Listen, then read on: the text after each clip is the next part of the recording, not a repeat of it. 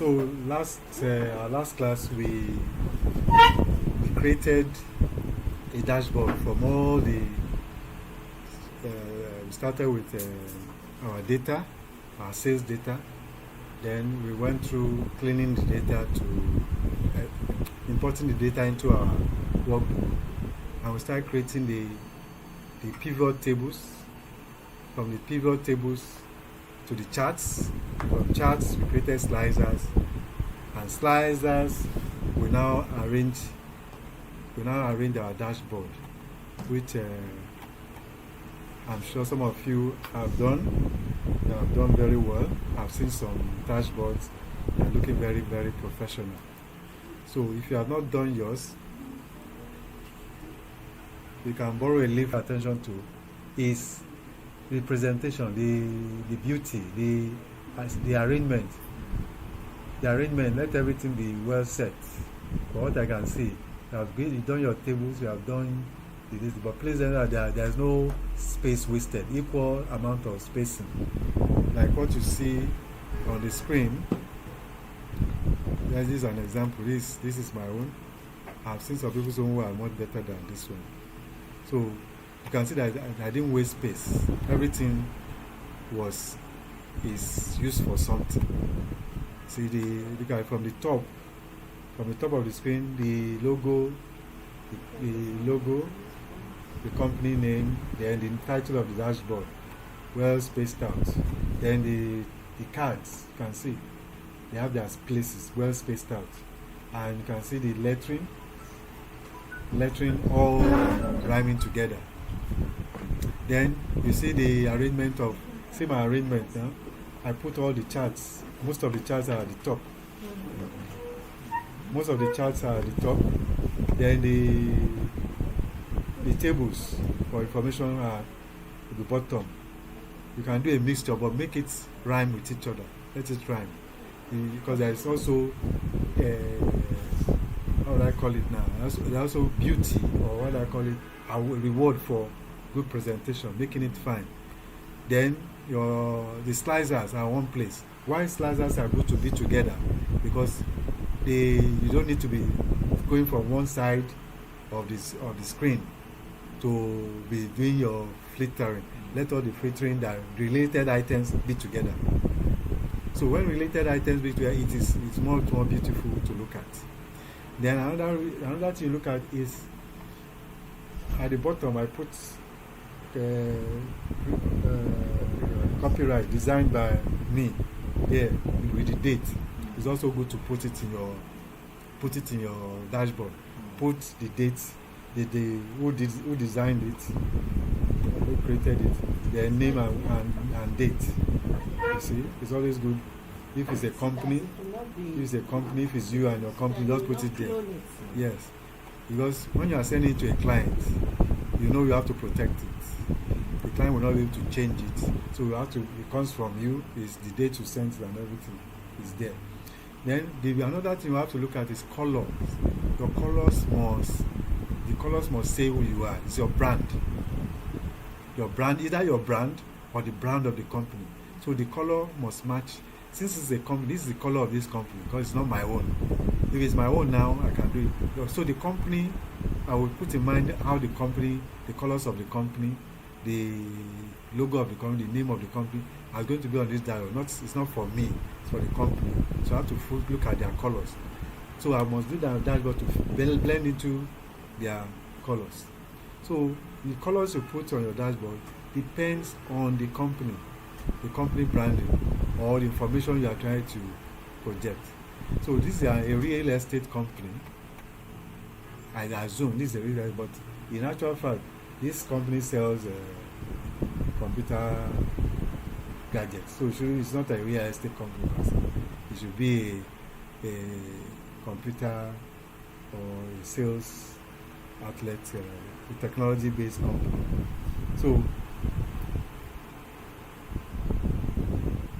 So the dashboard, the coloring and everything has to be blending. But the most important thing is whether it is working. Working is that when you click on a slicer, or you click on or any of the information you want, is actually affecting whatever you select is affecting the response. So if that is not working, that means there is a disconnection. So let's click. I'm looking at the first one. I'm clicking. Okay. Only 2 items are affected from this product slicer. The product slicer affects only the product by revenue and product list. It's not affecting the total revenue or profit by salesperson because they are different, they are not connected. So,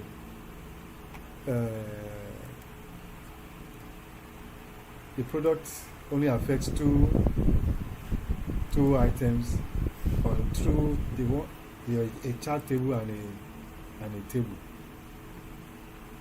Now, last week I remember that I was not able to. This is what I did last week. I didn't do the table the way it should be normally on a graph. I just manipulated this to be here. But the best way of doing it is to do it this way. This is a picture link table. Unlike the regular table I copied here. This is a regular table.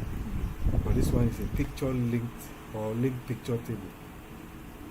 Linked picture table will be displayed like a picture, but it updates when there are changes in the selection of filter and do. Just like this one, this is a picture link table. But when I click on something that affects it, look at it will change. But it's still a picture that updates. And you can also drag the picture to size. Yes, you can. Yes, you can say these ones were dry size. You can see that they are not looking that crisp. Yeah. They are looking like they are dragged.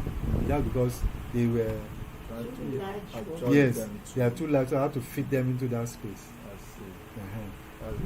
So let me just show you how. Let me see. Let's see this. Let me go back to my data pivot table. So let's say.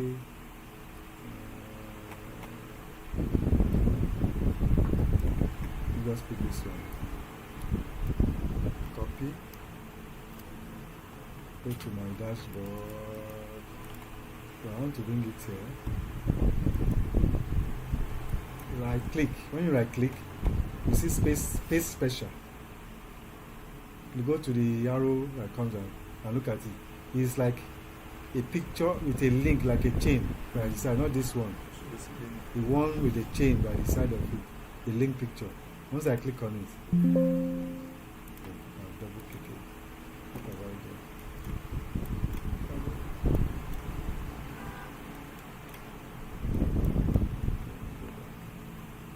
Destination, okay. Okay, so look at it. If you look at it, it can be moved.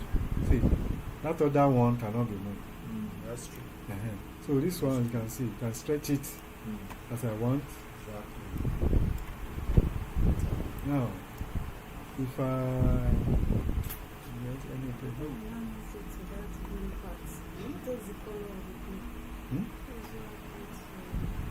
takes the color of what?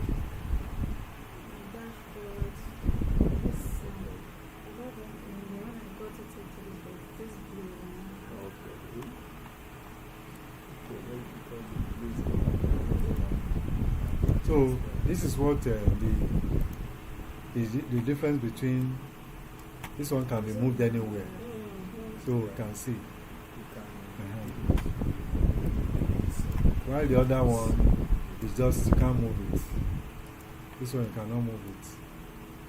No matter what you do, it will just be out of place. So that is how you create a link table. So if you have not done your own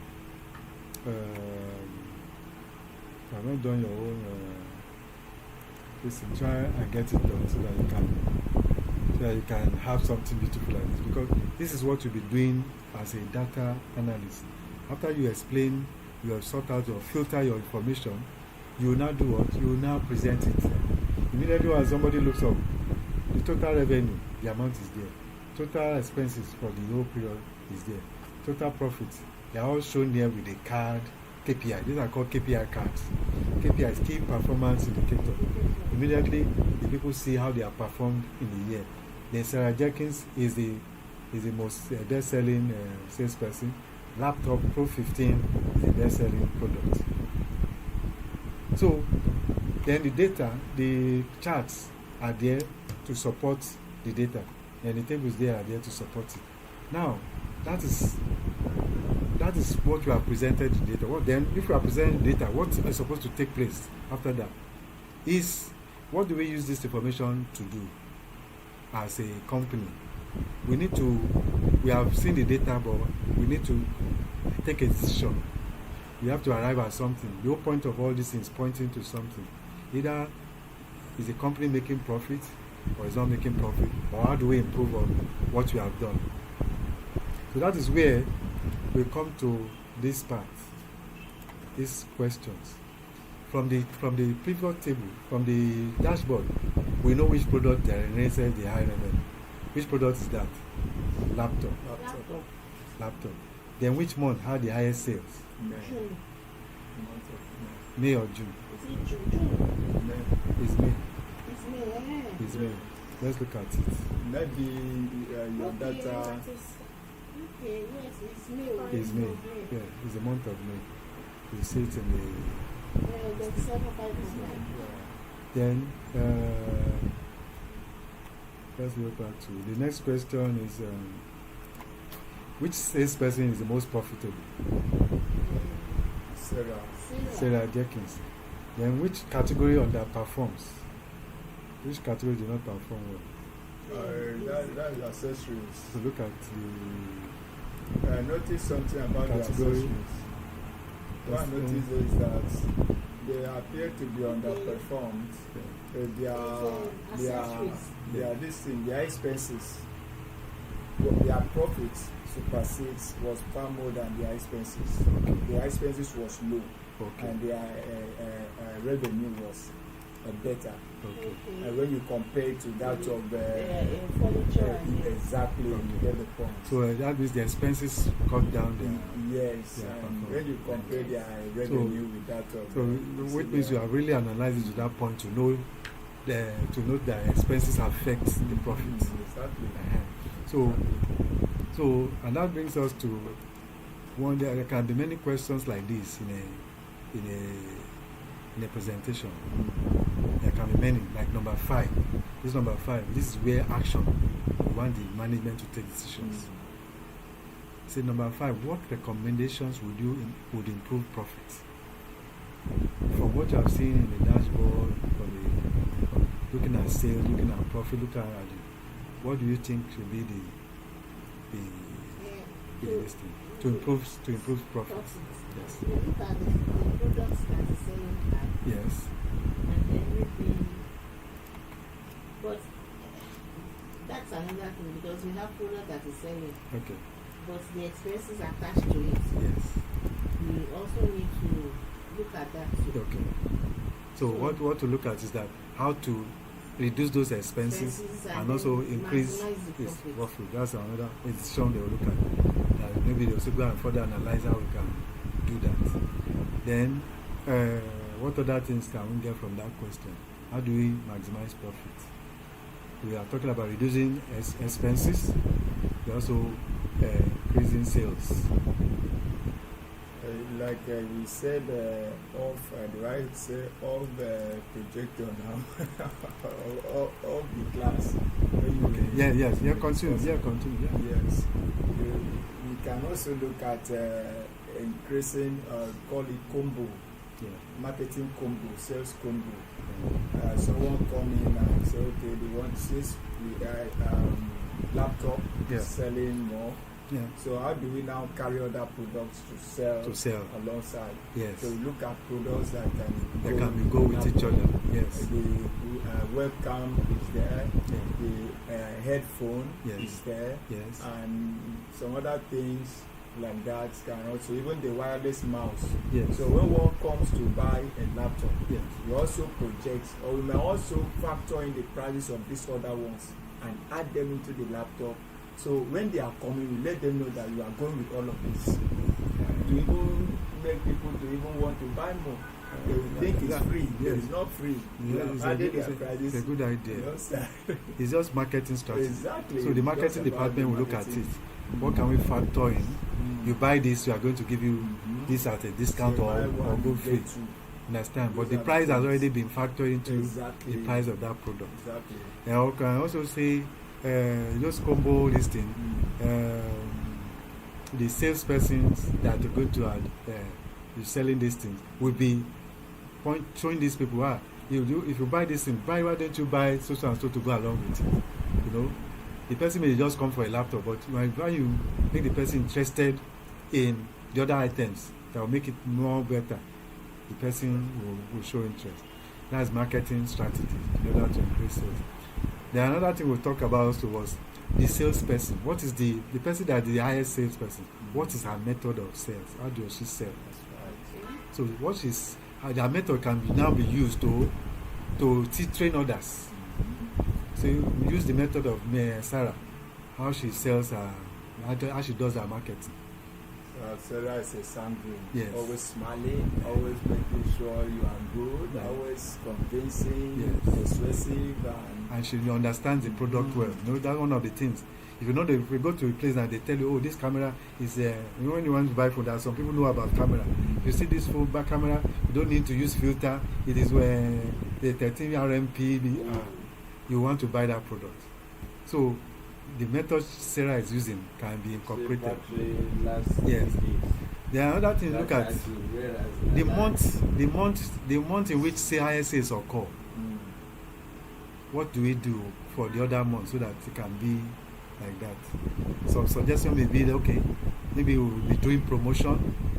Other months that are not less sales are coming, we can be doing promo. We can do promo. We can do more awareness of products because maybe there are some period where people don't have money to buy it, but advertisement can actually make people want to buy. You say, oh, buy now before the prices increases. You know, like the month of January, most people are broke, but when they hear there's a promo, someone says, okay, let me go buy now before it goes up. So those are the things the test management and all the various departments to make decisions. Now there's one thing I did before class. What are some suggestions that came out from the data analysis? So, okay, based on the data set, say final business recommendations. These are recommendations.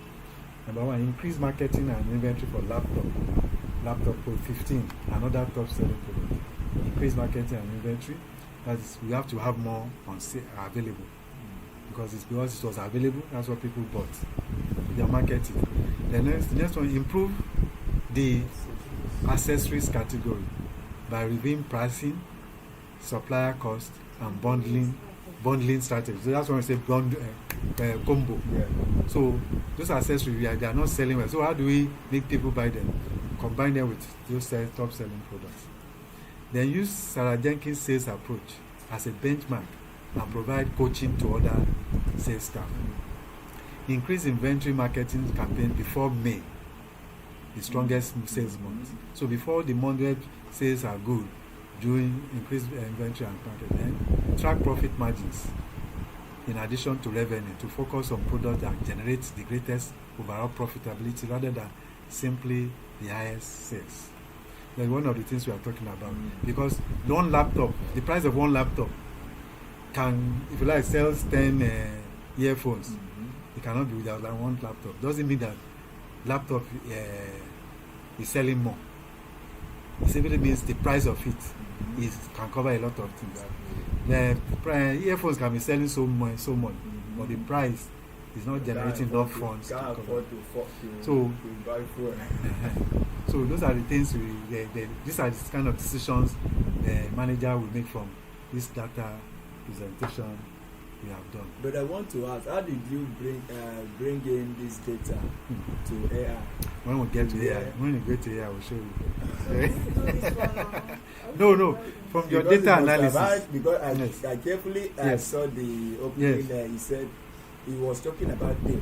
Yes. Yes. So I now ask, because this was not just a generalized, Yes. it's actually addressing the data we Yes. have in Yes. our Data we use. So I needed Is- to is know data- how is- did you bring is data that we data use. to Yes. charge Yes. it. You copy it to ChatGPT. It's much now. Ah, The whole you data, import the whole it, table. it will take it. Yes. You Ah. copy the whole table. The whole See, Yeah. ChatGPT self, if you have an invoice you want to clone, it will reclone it for you. So just put the data into ChatGPT. Put your questions there. Replicate it for me as it is. And- Even the signature. Yeah. Baga. So those are the. So that is what our dashboard has been able to tell us about this sales data that we have. You can imagine just one sales data. What if you now add other things? You find out that there will be a lot of things about the company Yes. you will be able to tell. Because we only use sales. Now we are not talking about customers and everything. By the time you put everything together, that's where we are going to inside auditing. In auditing, not just one set of data. You have a lot of data you are going to work with.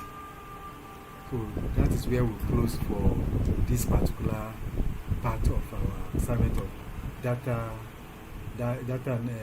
dashboard creation with data. Now that you know what a dashboard is, how to create pivot tables. Is there anybody who still have problem with creating pivot tables? And Fritz, Pivot tables. your dashboard, were you able to do it? What was the issue? What was the issue? Because we want to know. Went out. What was the issue? Please tell us so that we can address it now before we start something else. Okay. You're welcome, sir. Welcome. You're welcome, sir. Yes, sir. How old welcome, sir. are you? Okay, we are done. Okay. Yeah. This was oh yeah, you. The shapes. The shapes. Yes. That was our. In fact, we maybe if we are doing any, actually, we recap.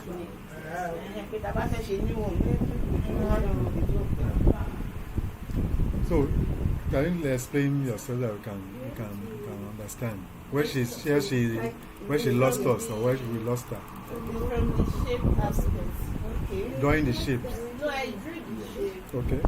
Well, let's see the shape is drawn. You are not the one drawing. No. Okay, you explain. Yeah, these shapes. Okay. You say it was from Jesus and not. Okay. What was the problem? You draw the shape, but to put in the figure, the information in that box. Okay. So that was the problem. Okay, we shall find you now. You know that he said, first thing, how did you know how he typed total revenue? You can do that. But the figure is what you don't do. Okay. We'll use just the next 5 minutes to show you now. We'll just do one. Okay, look at these are the cards. You can see I created a sheet for cards that I will not get confused. So we're going to create a card like this now. Go to insert. Go to illustrations. You see shapes. No, sit here, sir. You see shapes. You only borrow that place. See, this is the shape and rounded.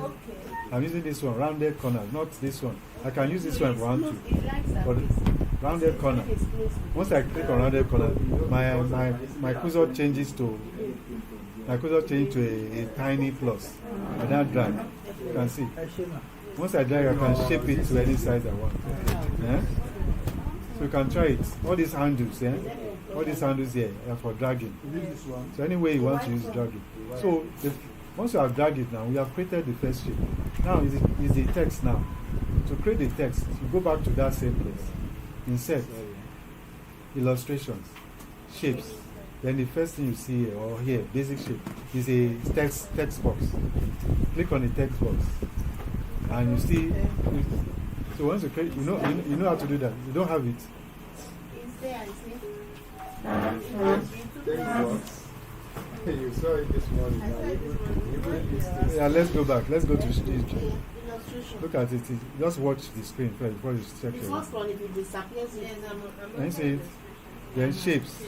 So if you have used it recently to show you. But if you don't see it, look at basic shape. Basic shape. The first one. So once you click on it, you want to click on it to change to. It will give you. It will change to your arrow. Your user will change to a text box drawing tool. Just click on it. Look at it. Then you can now draw it anywhere. Look at it. So once you click it, it will give you something like this. Then type what you want to type. Type inside total revenue. Can you see that? So once I've got this, it's now for me to now do other formatting you do in this one to make it easy. So formatting, you go to home, font. I want to increase the font size. The font size, let's say 18. Then bold. Then the text color is white. Then you can see it as if it disappeared, but it's not. It's still there. So I go to shape format. In that shape format, I come to where you have shape styles. This is the one that is showing the fill. I change it to no fill.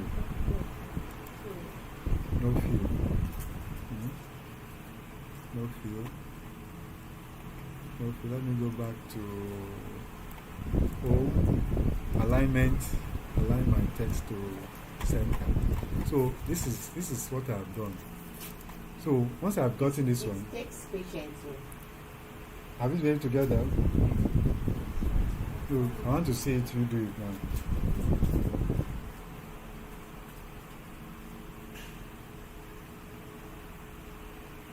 For it to work, for what you have to select the text box. The text box is selected. You see it? You have to select it like this before your formatting can take place. Once you select it like this, it's showing like that what I have on the screen. You go to home, font. Once you click on font, change the size to 18.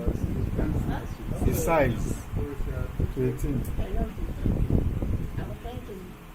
And once you select the size, then you bolden it. Once you bolden it, then go to the font color. Font color, change it to white. White. This is white. Okay. You've done that. Then you go to the shape format. Click on shape format. Then come to the fill here. Change it to no fill. Click on it. Change it to no fill. No fill is the hand. That's it. So we just once you have gotten it, to centralize it. Make sure you expand it to the edge. Or just stop somewhere. Expand it like that. Once you expand it. You see the edge. See this pointed. See these points. That's the one you drag. Drag it and release. Then the other one too. Drag it. Go back to home and click on alignment to centralize it. Centralize. This one, centralize this one. That's central. Good. So once you have done that, bring it down to, instead of middle, bring it down. The way my own is at the bottom of the text. Bring it down. Yes. Okay. Now we are going to duplicate that one. Duplicate Ctrl D. Ctrl D will copy. Then drag one of them into the middle. Drag one of them to the middle. Yes. Okay. So this one, we are going to use this one for the here for the value. I know it's a formula we copied. It's a formula we copy from this one. This is the formula. How do we get this formula? We go back to total revenue. Let's go back to our data set. Either we get it from here or get it from our pivot table. Let me see, where's our pivot table? Okay, pivot chart. So, on our pivot chart, you can see this is total revenue. Either you use this one, either you use this one, use this one. So, which one are you going to use? Anyone? Just let's say I'm using this one, total revenue. Copy it, then go to where the card is. Where the card, just look for a cell, click anywhere in the cell, any space, click there, click, then go to the formula bar. No, sorry, not formula bar. Right click, so right click in the cell.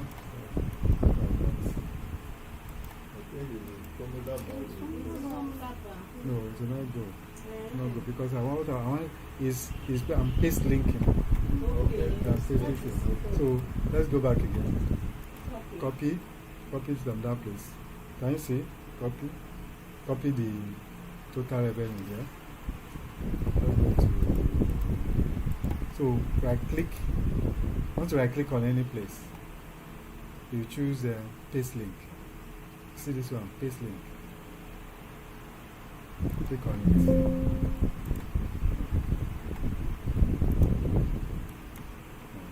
Paste link.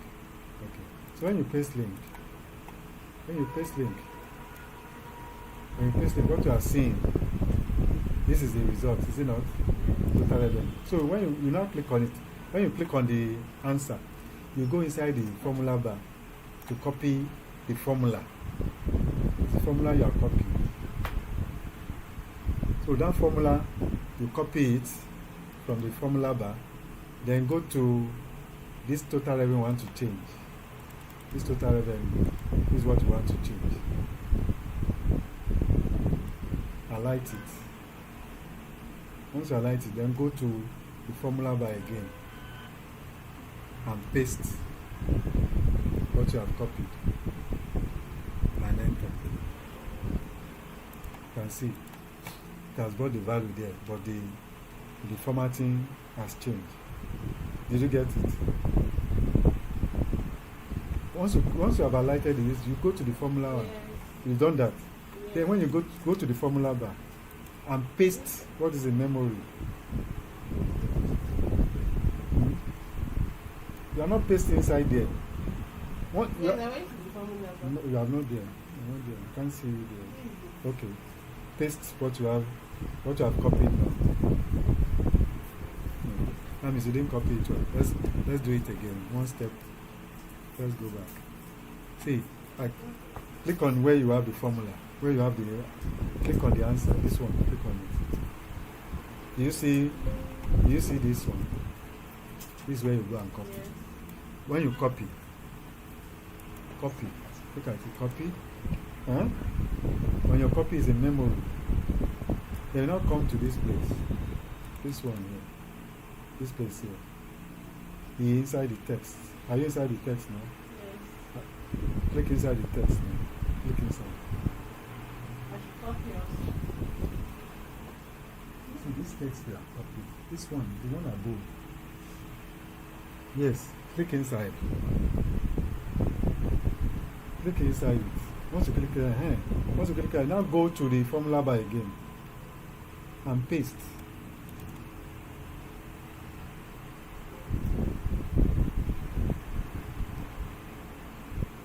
You are not pasting. That man. You didn't copy it well. Where you should. Go back to the copy. Go back to the copy. Go to the Highlight everything on copy. Copy. Have you copied? Okay, now move to the space there. Yes. Click inside. Now go to the formula bar. Paste. Enter. What did it give you? Eh? It gave you the answer. Good. So now, but it's not in the format. So what you do, that total revenue, the total revenue text box, highlight it. Highlight it. You can, when you highlight it, you can right click on it. Right click. When you right click, you should see. Okay, if you don't right, when you right click, you should be able to see. Okay, highlight it, then come to home. Click on this format painter. Format painter.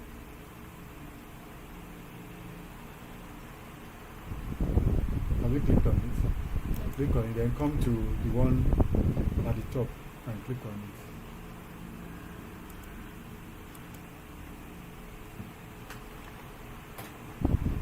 Click on it.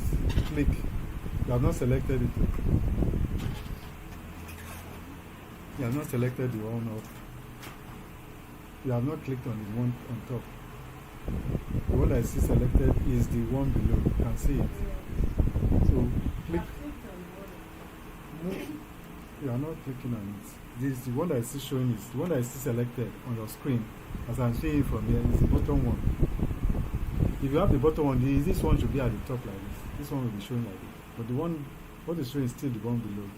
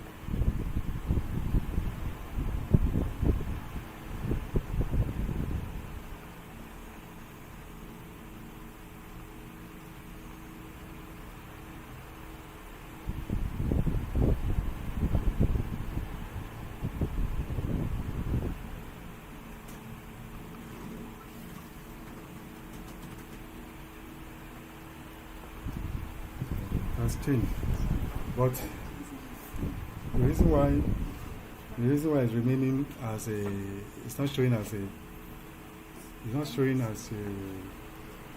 a currency or formatted number is because the source.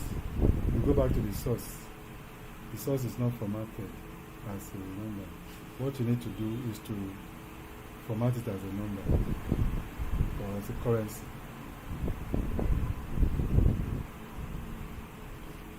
Once it changes, go back to that place. You can see it has changed. So we are done with that. Okay. So that's how you do for each one. So that's how you do for each one. You can see that when you are doing it initially at the beginning, it looks difficult. But by the time you do one, you need to replicate others. So that is that. And you can see that it's just this small bits that became that big dashboard, as you see. You can see all this one were created one by one like that till we get to this place. So sir, before you came, we were interpreting this dashboard. So we have created a dashboard. Everything is looking good. Mm-hmm. You can click on it and gives a result. But what's the reason why? It's to help management to make decisions. So we look at these questions. This question we can answer from, some of them we can answer directly. The answers are looking at us. But the fifth one is where it needs a little bit of thinking and explanation. The first one, which product generates the highest revenue? We know is a laptop. The second, which month? We know is the month of May. Is there on the screen. Which salesperson is the most profitable? Sarah Jenkins. Which category underperforms? Accessories. They are all there on the screen when we look at them on the dashboard. Look at them. This from here, you can see that this is a selling product, Sarah Jenkins, then total profit and revenue. But when you look at it, says what the fifth question challenges us to think further. What recommendations would improve profits? So we try to answer it. That looking at from the dashboard, certain things are there that we notice certain trends. The first one is that when we look at the product that sells most, the top selling product is a laptop. So which means the laptop sells. So we need to make sure that there are more laptops to sell, and there are more laptops to sell. That is one. Then to improve sales or profit, add other to help other categories or help other products that are not selling. You can combine them with the sale of laptops. For example, now somebody comes to buy a laptop, they decide, okay, why to buy a webcam, a USB-C hub, a wireless mouse to go along with it. That will encourage people to buy more of the other products along with laptop. That is one suggestion. Another one is to reduce expenses on those smaller items. So there are some items that are doing well, but the expenses on them nullifies the profit. Then we also look at the salesperson. The best salesperson is Sarah Jenkins. We want to use our method, learn our method of sales, and teach it to other people too, that they too can learn to sell their products. Then the other one is the month with the highest sale is the month of May. So, and we can see that in the month of May, people have money to spend and all that. So for the rest of the other months, we need to do promos, advertisement that will boost sales, so that when May comes, it will not be struggling. So those are the things that this dashboard can bring to help a company in making decisions. So with that, we have done a very good data analysis of using just only sales. So the area we are going to go into now is actually going into auditing, using data analysis for audit.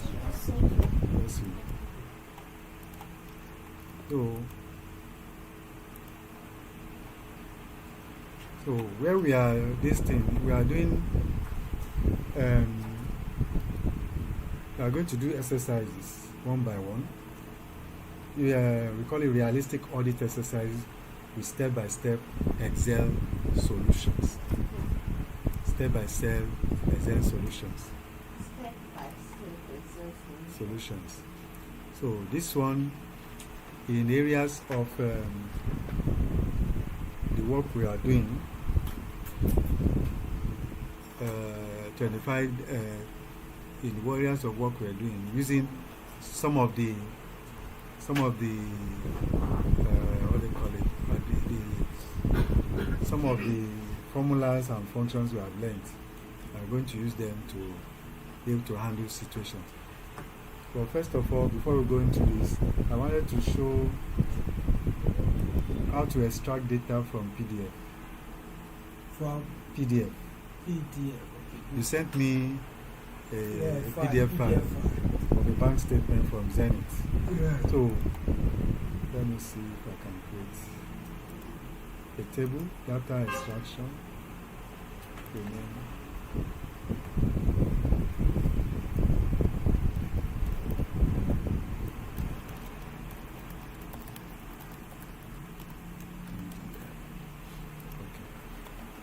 So, if somebody is saying if information is sent to you by PDF,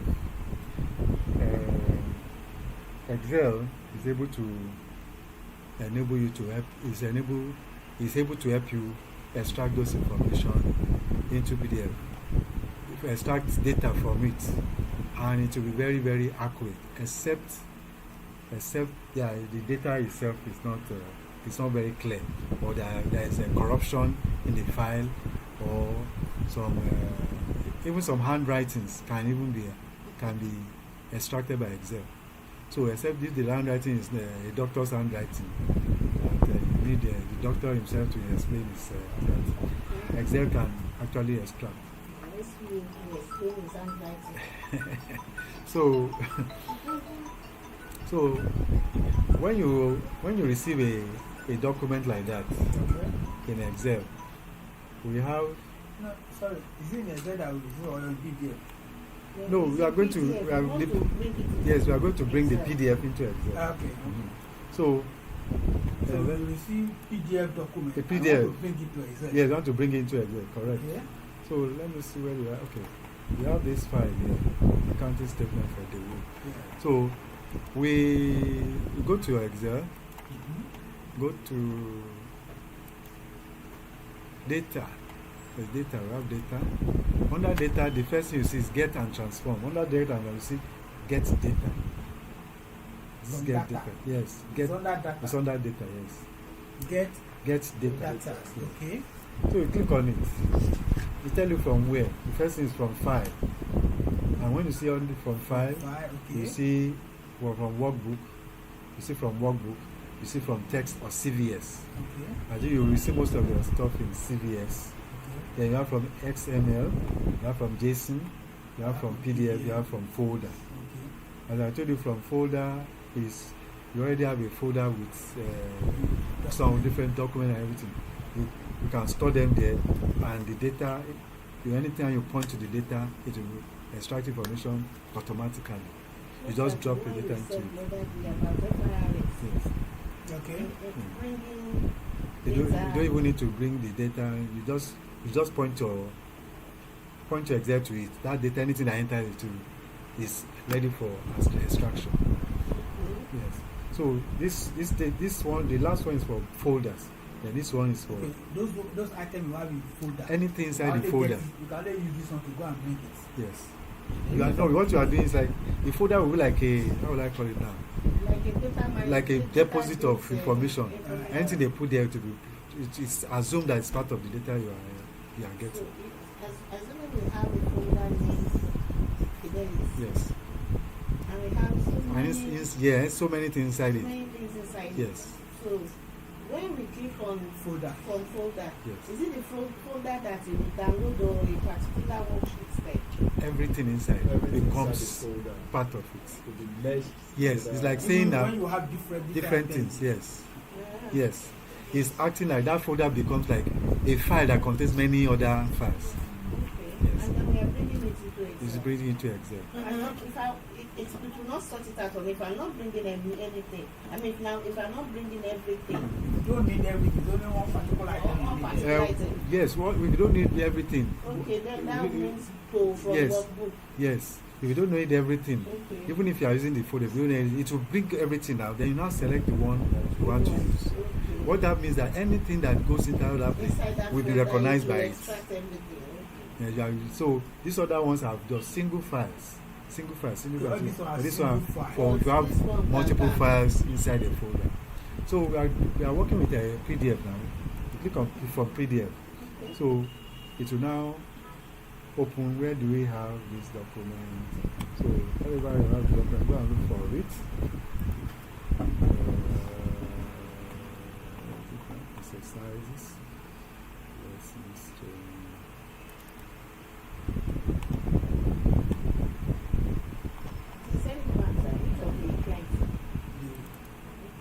okay. So look at it. Here is the file. I say import. So I start importing. As you start telling you, you're connecting. You have to be patient because it's now loading all his capability, his power, the power I can use to do a lot of things. So, and at this period, your computer will be working extra hard, using all the processors and everything. Some of the things that are not readily available in Windows, Excel brings it out. So look at it now. It's getting ready. And it's getting ready because that file contains a lot of pages. It's got a lot of pages. Yes, it will read them out. You read them out and immediately converts them to a table. Look at it. It has converted that file to like a folder. And now look at all the pages. There are 31 pages. The interesting thing is that you can see it only detected 3 tables. Detected 3 tables. Why is it detected 3 tables? Anything in that PDF that looks like a table, it will make it to a table. The one it doesn't understand, it will make it a page. So let's look at this first table. The preview. Look at it. What is seen is just the name. The name, we don't need this. The name of the account. Then the second table. The second table is right where the statements are. But now if you notice, it's not using the heading of the tables. It's not using the headings of the statement in the account. It has given its own, created it as column 1, column 2, and so on. While the second line contains the headings. We are going to, under cleaning, transformation, we are going to clean and make this thing right. So I just want to take you through before we start work. Then we look at the last one. The last one is showing the summary. Something like that. We don't need that. So let's look at what the pages consist of. You can see the page consists of. This one is it has taken the pages of that. Yes, one by one. It's shared it one by one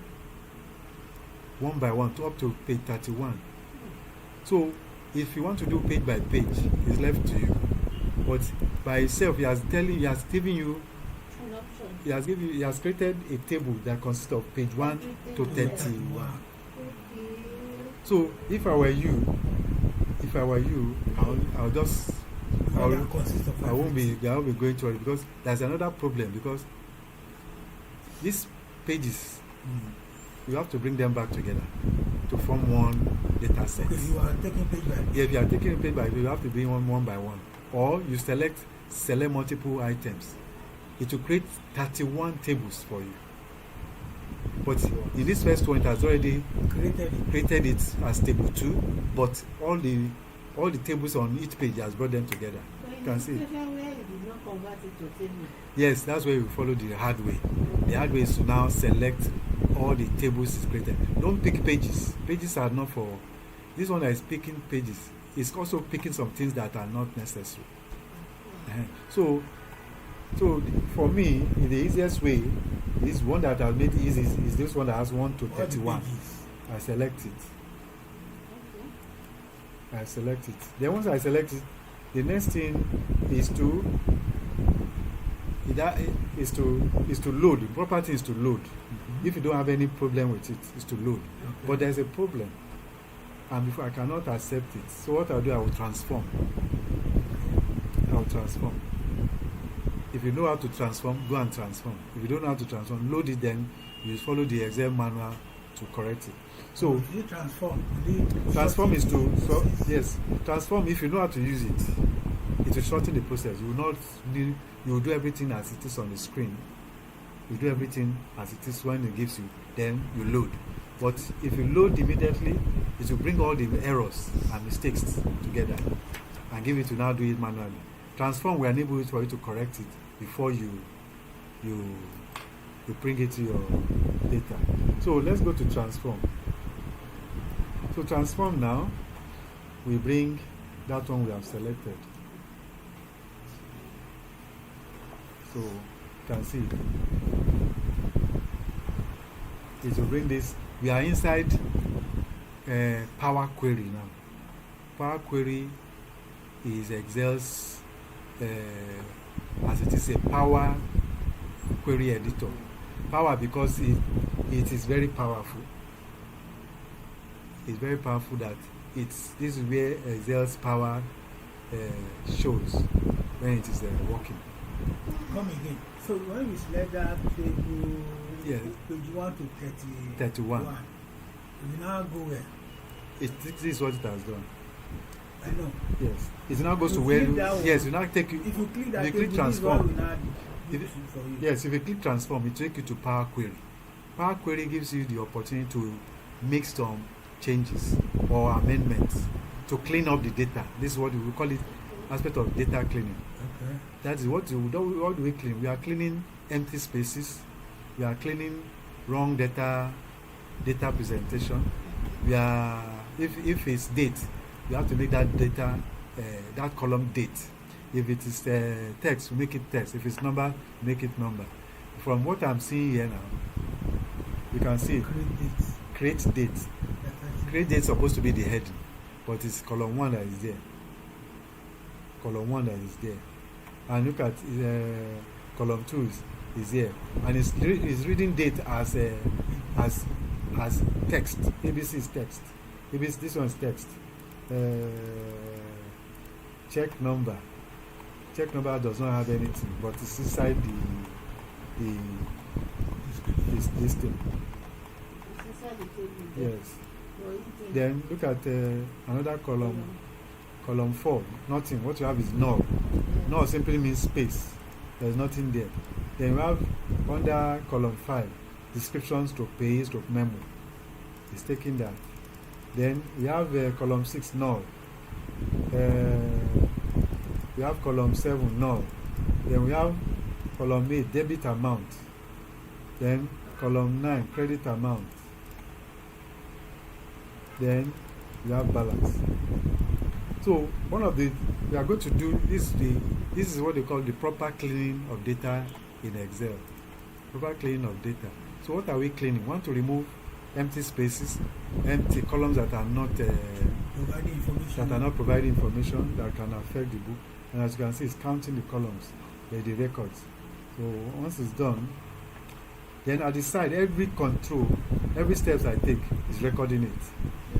Why? Because if I make a mistake, I can go back. I can go back. I can go back and correct it. So let's see. The first thing we'll do is to convert these dates, these headings, all these headings to proper headings. So I'll click on it. Right click. It's not working. It's not working out. Supposed to. Okay, what I'll do, okay, I've selected it now. So I come to this here, this one. Okay, the one underneath, column 1. Yeah, it's showing the, you see, they give you more details. They give you more details about the role I've selected, what the things that are there. So there are column 4, column 6, column 7 are showing null. Okay.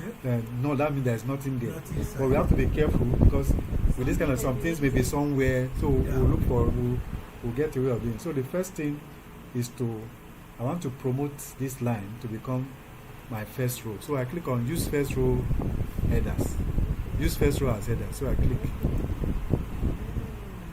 So that name of column has gone up. Making all these ones as headers. The ones that are null, it still remains that column name. Yes. Explain.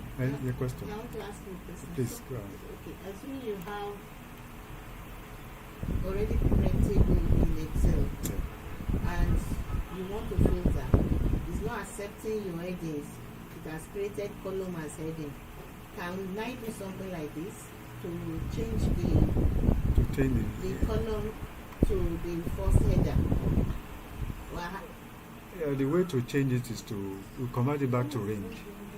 Convert it back to range. Okay. Then now convert it again to table. So when it brings up table, you say, do I have headers? Okay. Click on yes, it will pick those ones are header. But in this one, we promote that line to as headers. That first row to header. Yes.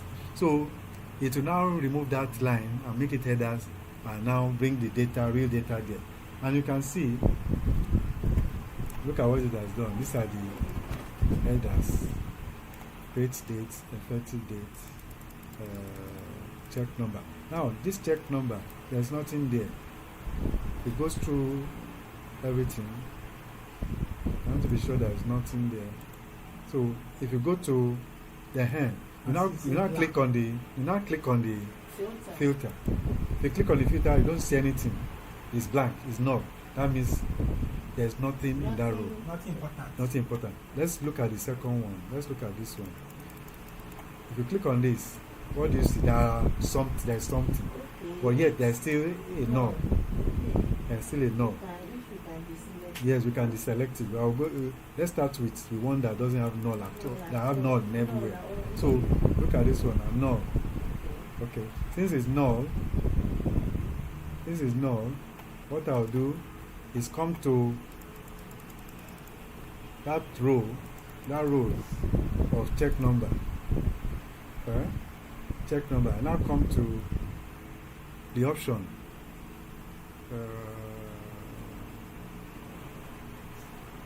Where is my okay, manage columns. Manage column. Remove column. Can you see? Remove column. Because there is nothing there, it's gone. You have to be sure that something is there. So once I remove it, it's gone. Yes. So there's second one. This column 4. Column 4. What we are doing now is data cleaning. We are making the data clean so that we can use it. And every action I'm taking here is repeating. If I say no, I want to bring it back, all I need is to cancel this. Once I cancel it, it comes back. So that's how you do undo in Power Query. There's nothing like Ctrl Z there. It doesn't work. You have to go back to the steps you applied and cancel them. So let me delete it again. I go to manage columns. I click remove column. Remove column again. So you can see the following column 4 as follows. Before I delete this one, let me check if there's anything there. Okay, something is there. We have FDP and all that. So this FDP and error credit means that there is something there. So we need to look for where they are. They are supposed to be, because when it is extracting the data, some information will not fall in the proper columns. Okay. So we need to put them where they should be. Okay. So what I will do in this case, in order not to complicate things, is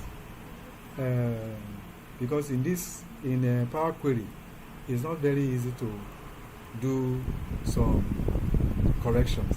So what I'll do, I'll look for where these two belongs. I want to sort them out to see.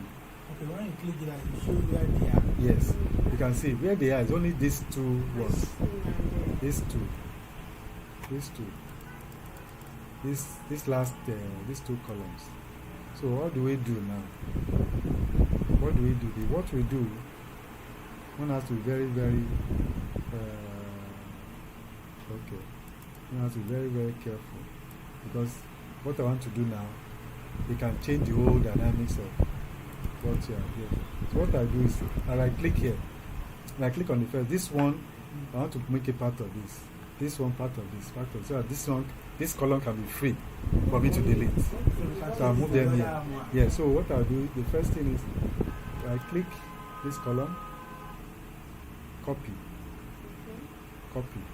I copy it, and I come here. I click replace text value. So replace text value. Okay. This is replace text value. Find this and replace with all. So I first of all paste the one I copied inside here. Then come here, copy, and add it to it.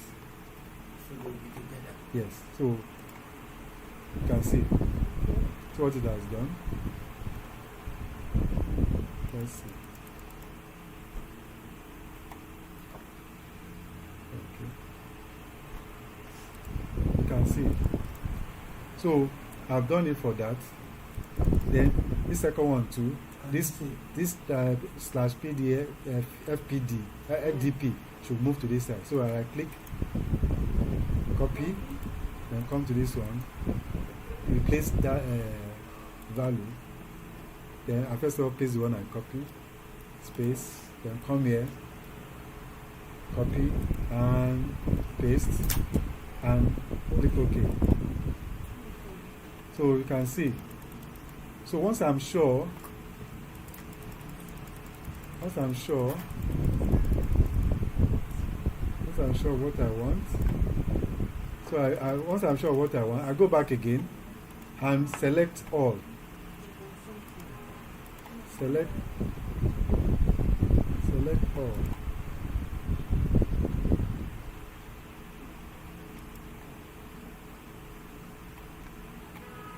This is one of the things, one of the problems I was having. So select all now. See what has happened. It's not bringing everything back again. So what I do, let me retrace my stuff.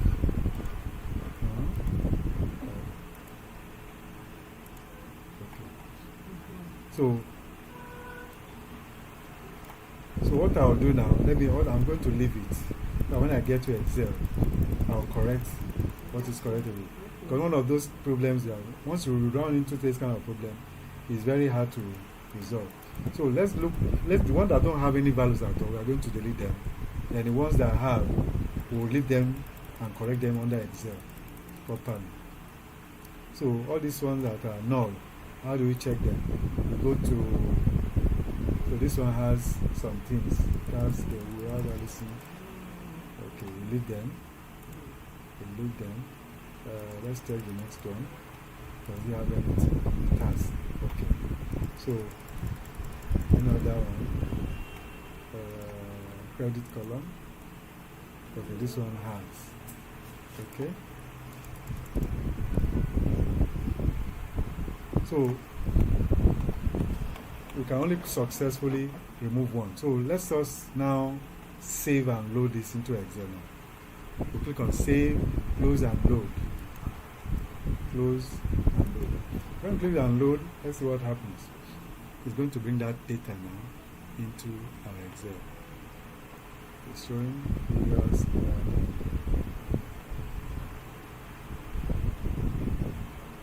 So immediately once you enter Excel, it converts it to what? A table. So I don't need this now. So look at it. You have one column 4. Yes, that column 4. I want to do it properly on there. I'm more comfortable doing it under Excel than in this thing. So how do I get there? Just like what we did under Power Query. I come here. I come to this place and select the cells that I want to see. This ones. Click OK. So it's much more easier for me to do here. So I come here, this one, copy it, escape, come to the beginning and paste. Because they are not much. Yes, but that one, you need that one to be able to convert it to a table. So come here. Because there are few, if there are many, we have to use a search, find and replace.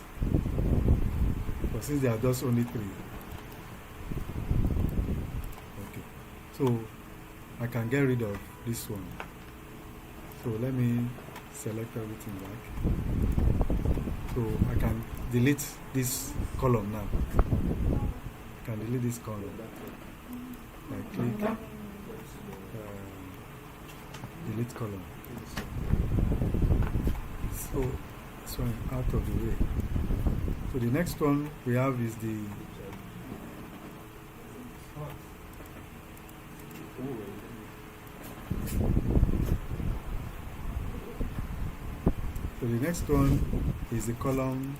column 6. Column 6 now, the same thing.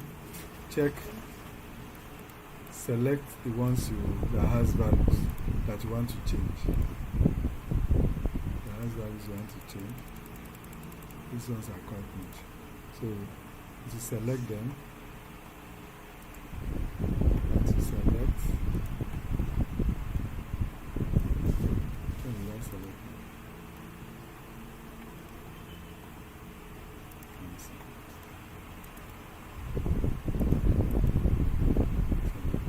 column 6. Column 6 is the one that I want to values.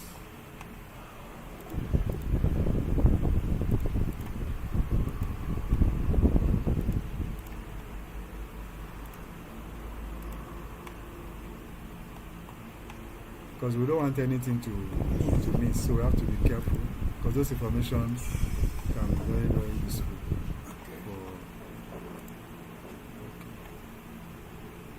All of these ones. Now, since these ones are many, there's a command we can use to sort this out. And the command I'm going to show you now, we did it before. You may look at it as a small command, but it's very powerful. So I'm going to, since the reason why is because this description, this column 6 and this column 7, they have information that are related. In fact, what I should have used that time. So I'll create a column here. Insert a column. I'll call it column 1. So I'm going to use the formula concatenate. I use concatenation. So before that, I think there's something missing somewhere.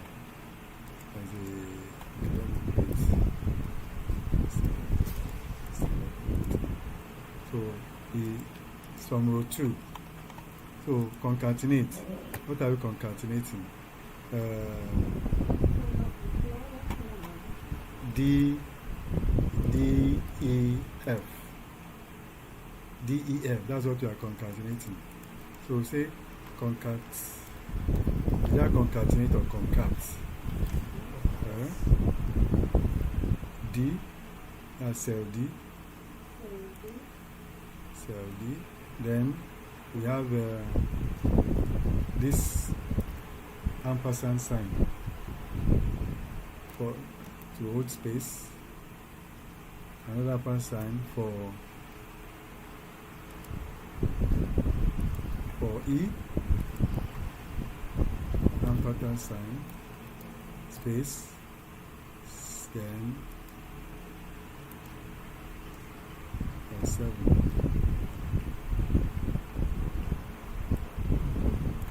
Okay. So if you look at it, cell 7, I haven't picked it. 7. Okay. And close our bracket. So if you look at, so it has brought everything together. It has brought everything together. Let me look for the one that shows on cell 7. Okay. Like this one now, this line here has something on cell 7. And look at it. In this line, it has brought it to this place. So it has concatenated everything to this one sheet. So before we get rid of the other ones, we will need to copy all of this. Copy all of this to that place. Yes, column C to D. Column C to D. Information there are similar. Yes, information there is similar. So let me copy the headings here first. So the headings. So I click on the column. copy. Then when I copy, I come to this place. Remember what is inside there? Let me explain why I'm copying. This, what you have here is a formula. This one is the real thing we want to replace. But, and it's not complete. What you have here in the original page is not complete. It's missing some information. So, but because the information there is missing is in this other table, but we have combined them in this one. But this one still remains a formula. If we delete all of this one will give error. So this one that is complete, that has a formula, we want to copy it to replace the original one. So we are going to copy it. We click on the column, copy. Once you copy, go to this one, and right click. We are going to paste values, not formula. Value simply means what is inside those formulas. The result is what you should put here, not formulas. So once we click on it, that's another copy.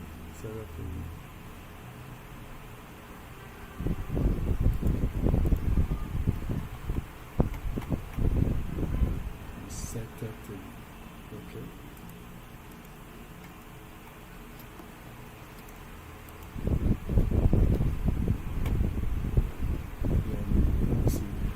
Let me see if I convert it to range.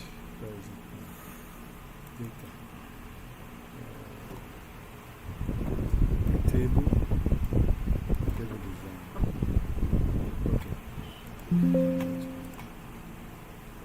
Okay. So the best thing, convert it to range first. Then copy.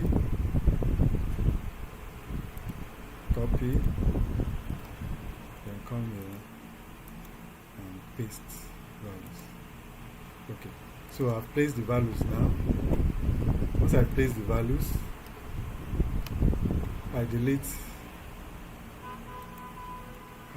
this one that has formulas, this one that has formulas, this one does not have formula. This D has the correct values now because they have been concatenated.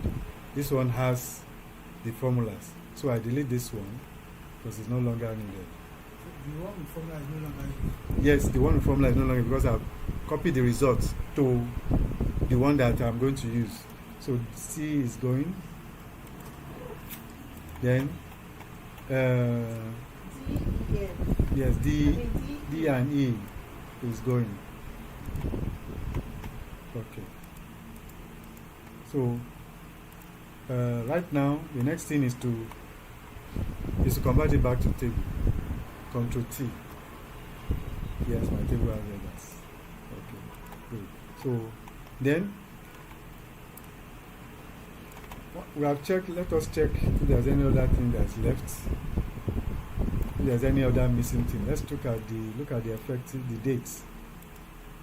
Dates, you have dates. Does it have any blank? Any blank?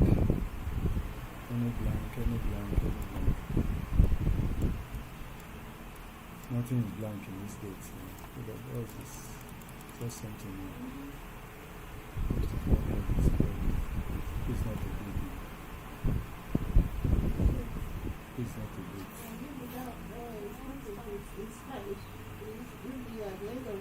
Yes, those page summaries. So we are going to filter it out. So all these ones now, I will filter out. So look at this one, total debit and all. We are going to remove them. So what we'll do is to now filter.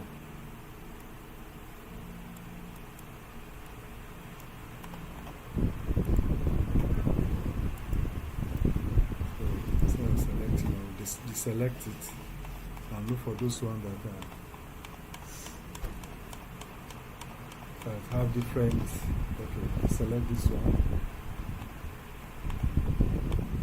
And we need to know if there's any other data they affect.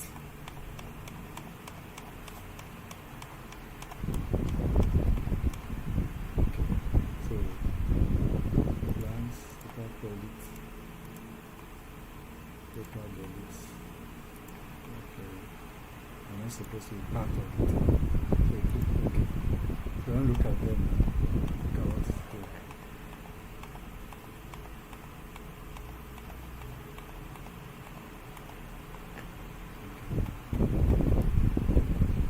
So all these ones now, they don't carry any important information. They are like, actually the blank ones. Actually these ones are the blank. Let me first of all, let's leave the blank. Let's select, let's remove the blanks. We have to sort them out. Search blank. Huh? Search blank. Okay. It will not go. To select You're not selecting it. not to select all. No, it's not selecting it. It wants to No, remove no, blank. the blank. Okay. Okay, just type blank. It will take you to blank. Return is return.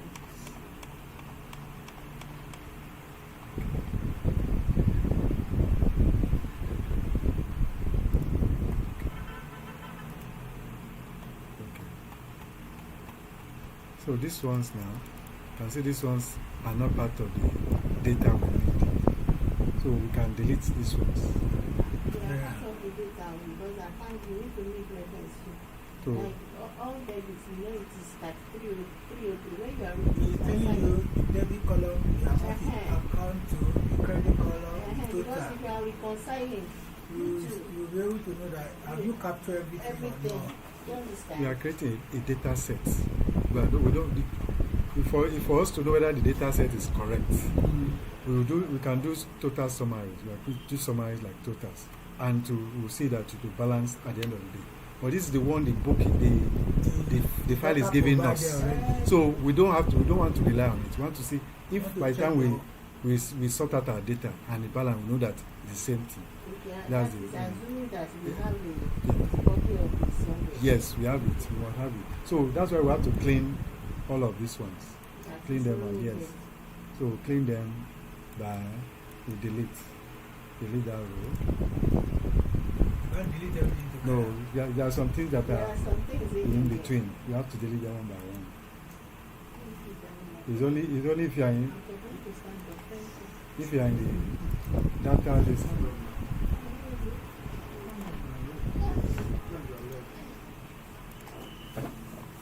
So all those things are gone now. So the next one is to look for the blank itself. What makes them to be blank? We need to be sure. So blank. Okay. Okay.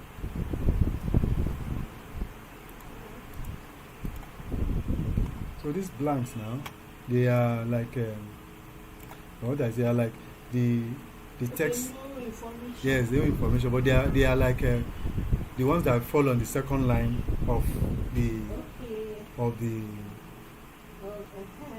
of the what do you call it, of the statement, yeah, description. But this one is also a description. Yes, they are part of the script. That's why we have to look at them very well. So what we do now, all this are the process of data cleaning. You have to be very, very careful with them. So before we delete anything, make sure that they have nothing related to what that will affect the information.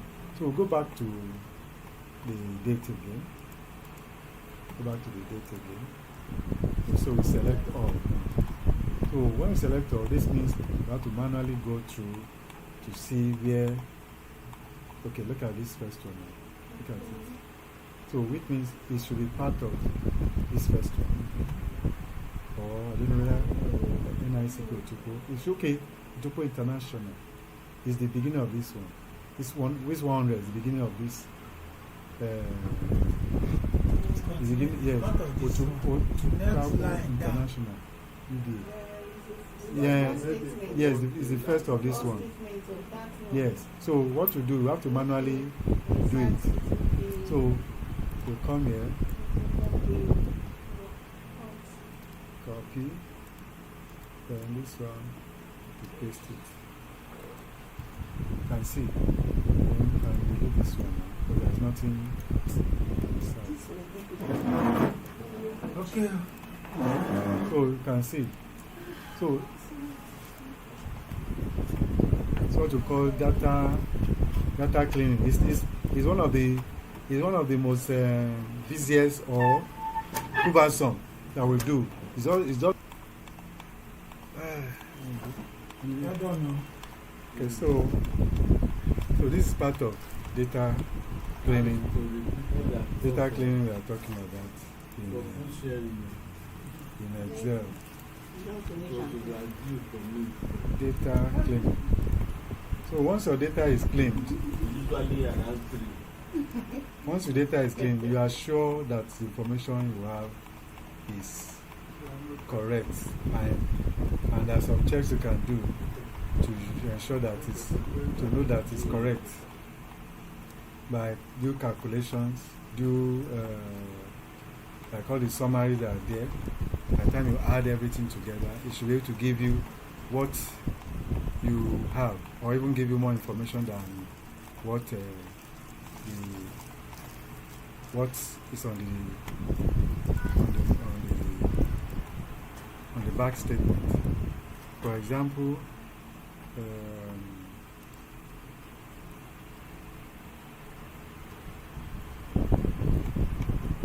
I think we should understand how the balance is gotten. The balance from any information that you have. You know how it is gotten. It is debit plus credit, or there's credit minus credit. Credit minus debit to get balance. And it's a rollover continuous balance. So we have gotten this is the steps for data analysis. First of all, you treat the data, you clean the data.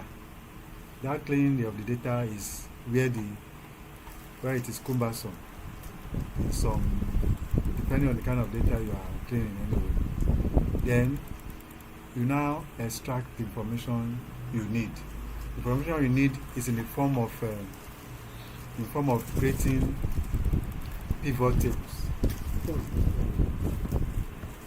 Pivot tables from your data. Like this data now, the only very clear things are the dates. You have two dates there. I don't know which one is it. You have create date, effective date. Some days can be same, some can be. Yes. Probably the effective date should be the date when the transaction took place. Yes. Then description of payee or memo and what is here. And as I can see, those who are bankers who NIP credit, this is a credit amount or what? The two dates are the same thing. So you're looking, one is in date. I'm seeing CR. So CR mean credit or what? NIP credit, CR. A major enterprise. And they paid, this is a payment. This one is a payment. It's on the debit side, debit amount. So with this now, and this person now, this is a company also. So from here you can whether this person is a client, or It's a payment to them, that means they are clients. they are clients, yes. And if it has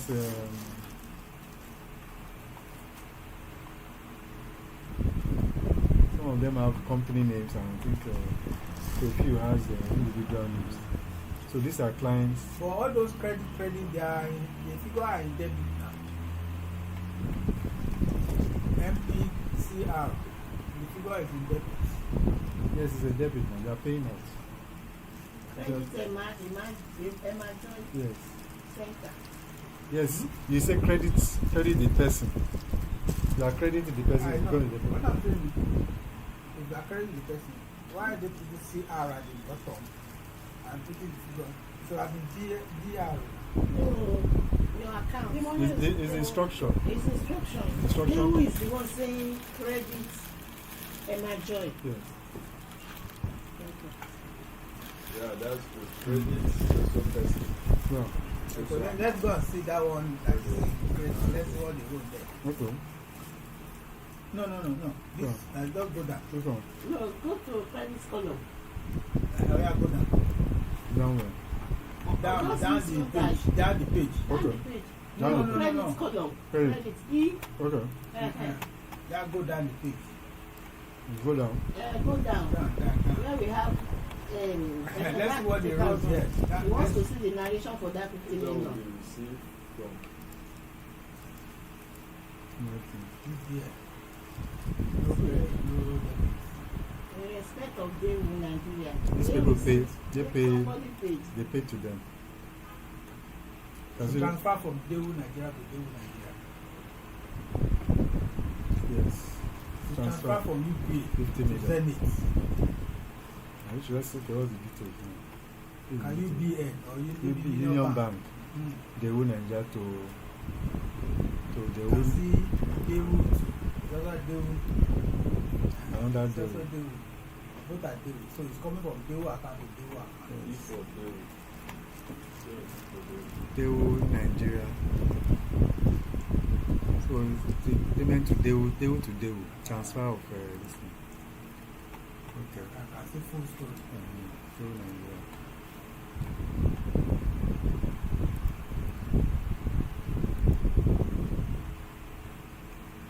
So I think it's very clear. All the but the way it's where the amount is. You know where what it is. This one is a 50 million is a credit. The other one is a debit. So once you have this, you can now decide what you want to do with your pivot table, the kind of information you want to extract. So let's create a pivot table from this.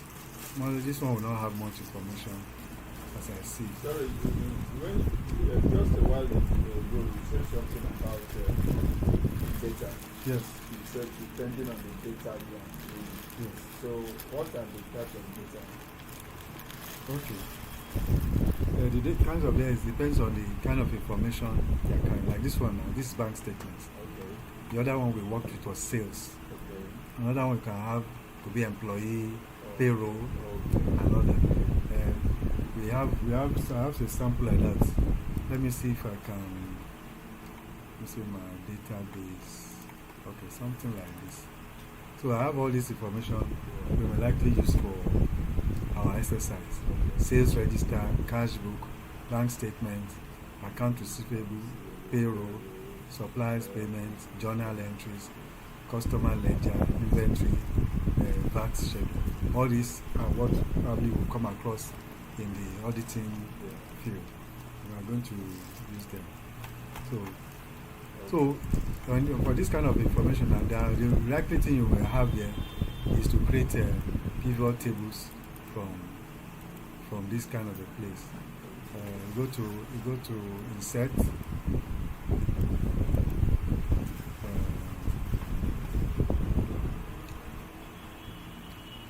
Recommended charts.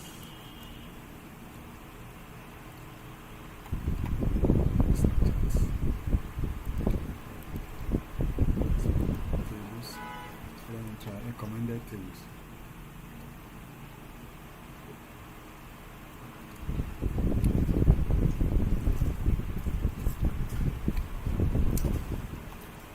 So what the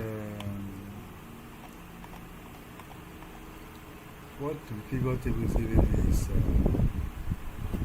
it's not understandable because from what I see there, there's nothing much you can do here.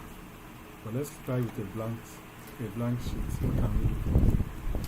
We have date. Let's do effective date. We have date. We have date.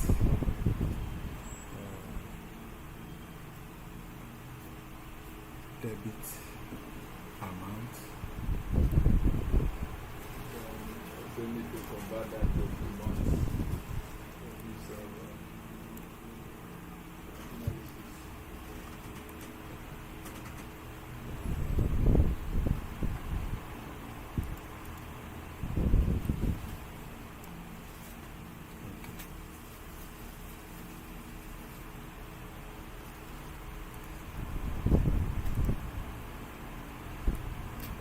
What I'm creating is trying to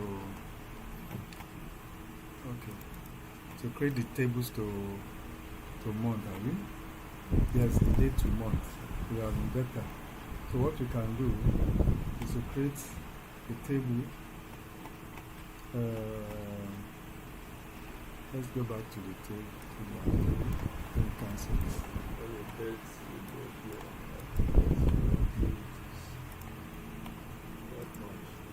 Okay. Let's use the effective date. Let's create a column. Insert a column. Call it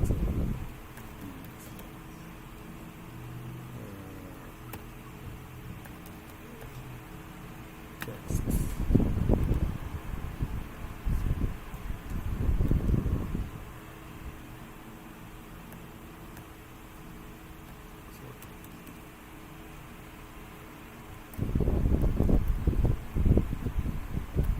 That means that formula must be It's God. installed in the brain. If not, you have to be checking books. This is the installation process. So that's why you see all those formula, all those time we are going through them. This one now, you know, you are not looking at any book. Mm-hmm. Me, I have to carry my encyclopedia. And some of those things you have to learn. Now the things I will need. That's why there are so many things in Excel. Only things the ones you will be encountering. So we have that text. That text converts the date to the name of the date, or the name of the month, or the number it is. So let me see. Okay. So let's go to our sheet now. Let's see. Let's go back to our pivot table.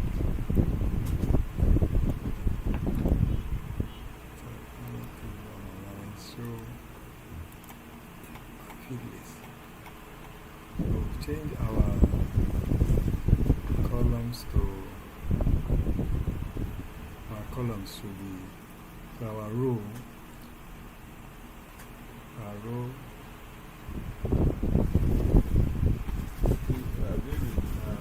let me refresh.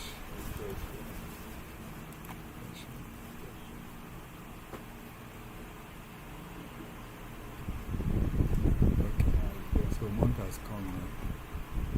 So our month is okay. So then you notice that it's showing count of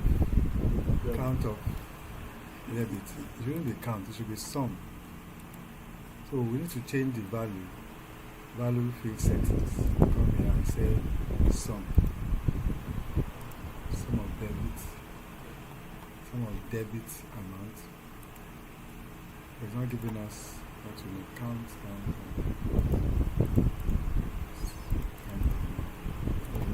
let me remove one first.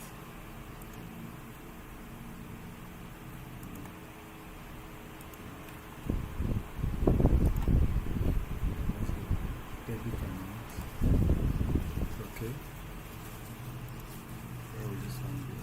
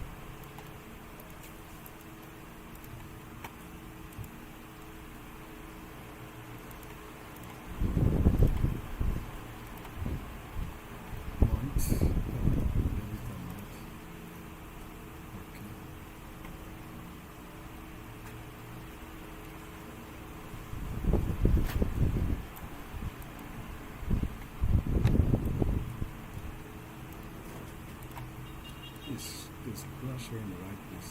It's showing count instead of value. Okay. Let me go back. I have to go back to my data to see what is the problem.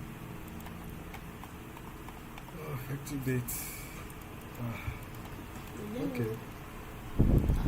Okay. You see the problem. It's part of data cleaning, which I missed. All these are seen as text, not numbers. Not numbers. That's the problem. So I need to convert it to. Yeah, I need to convert them to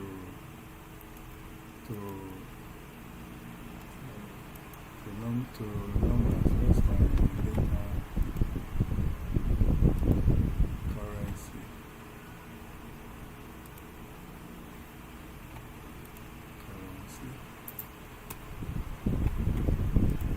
Okay.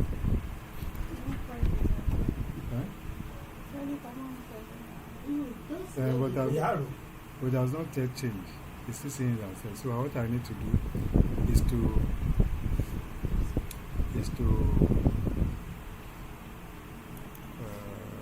where's our command for find and replace? Find and replace. Control. Find and replace. So what you are finding is NGN. Make sure there is no space here. Find what and replace with nothing.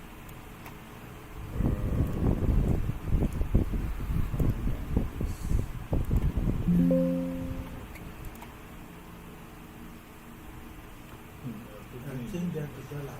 Yes, so change them to dollar. We'll have change. Then we'll go to where we can change it from.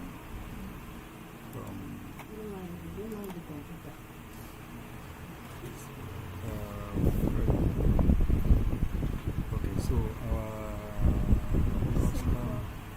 currency symbol, yeah. To number. Go to number.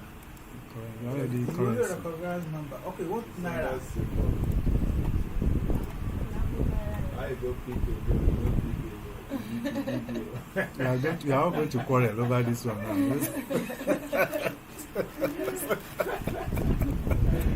Supposing we don't want sign to be there. Don't want sign. We just leave it as convert it to other accounting. That symbol, none. So you can see the problem they created for Nigeria. Instead of just putting all the tribe name there, you know, look at people. Everyone wants to use their trash. So, numbers. So, there's now numbers now. So let's see the step I use in this one. Select the whole thing. Use find and replace. And the naira with a space. You must, because there's a space in between. You must be at it. There's a space after the NGN, and there's no space here. Just you should replace it with nothing. So replace all.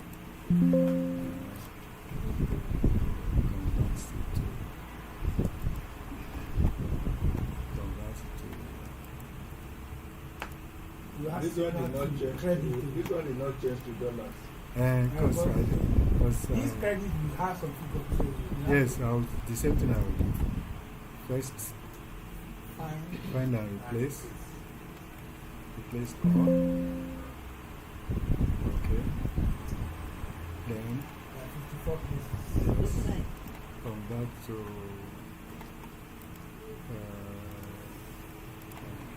so if we go down, you can see 50 million. So that's the mistake one can make, and that's why our pivot table was not bringing what you wanted. It was counting instead of summing. So let's go back to our pivot table. So pivot table, I remove it and put it again.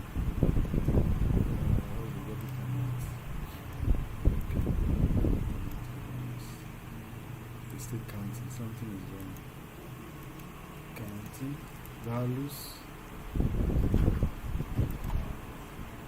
Wait, let me refresh.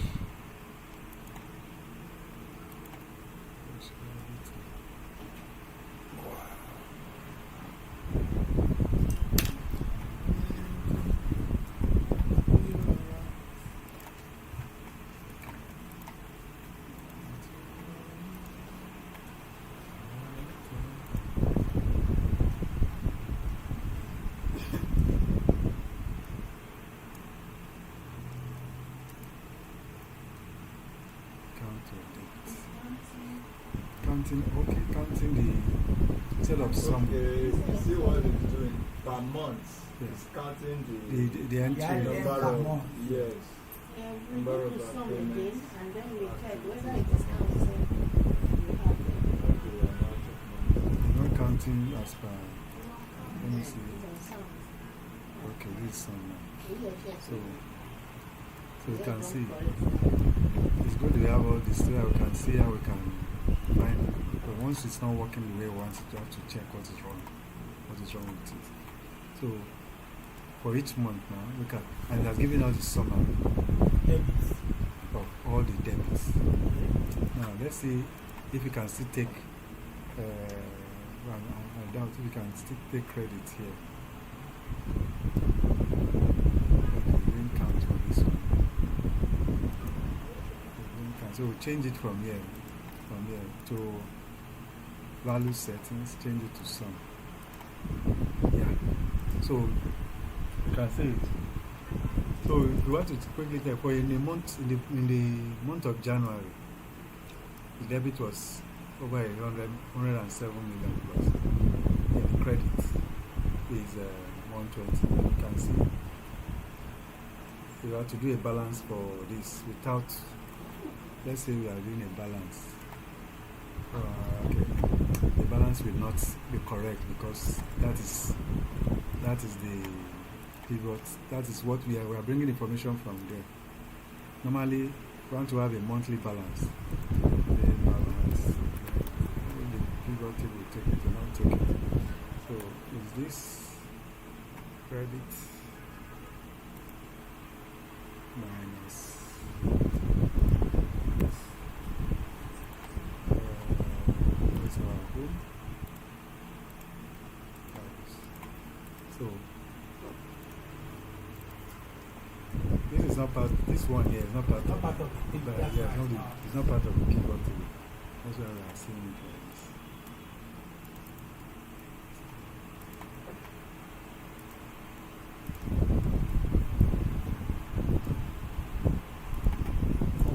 Yeah, you know why it's giving this formula? Because it's using uh,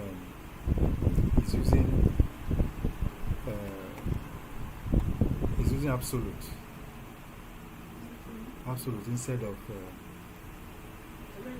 so if I want to correct it, I have to use the normal referencing. I say C4 C4 yes Minus B4. minus B4.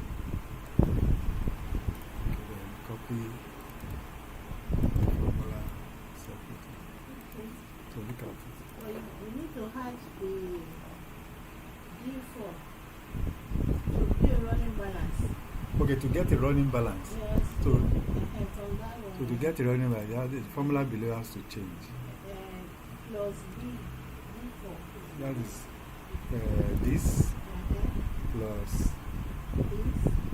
this Minus minus this. No, we're going to make mistake again.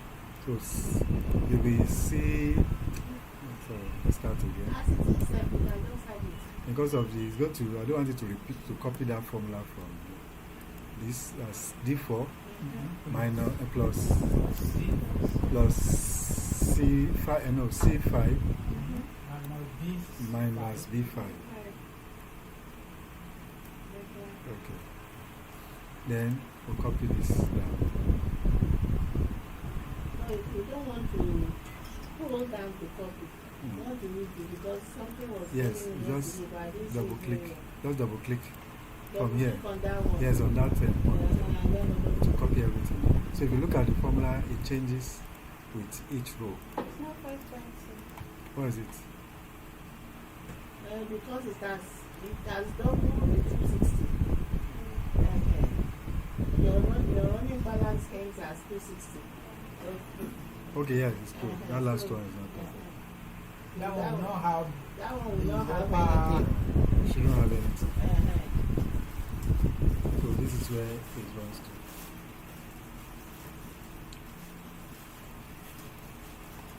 So this bank statement doesn't have much you have to do with it, except you want to compare. You are looking for, you want to do something like looking for duplicate information in a data set, which we are going to do in one of the exercises we plan to do. Sorry. Actually, the essence of this bank statement is to reconcile it with the bank ledger. Yeah. So once you have gotten your data set of your bank statement, you have converted it to a table. So the next thing is to as the sales ledger or whatever ledger you are comparing, you first are going to use You now put it by the side. either put it on the side or you have it on another sheet. You can compare two sheets together. That's where we have this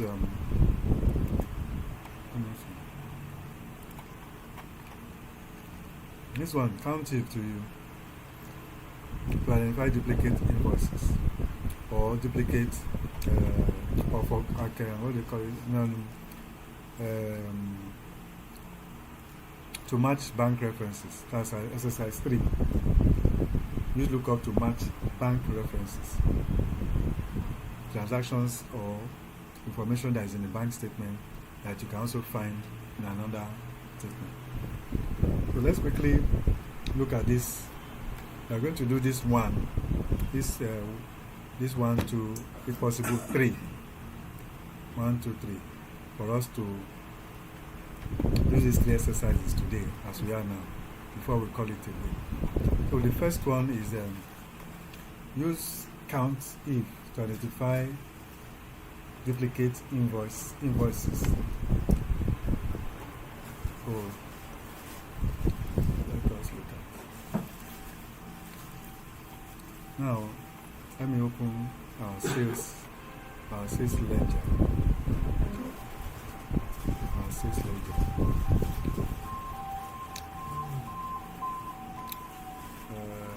This example on the screen is an example of the screen, but I have a sales ledger, the proper one you can use to carry out this thing. Once you have your data set, then these are the steps we are going to follow. Step 1, create and insert new column, and step 2, enter the formula, then you see the result.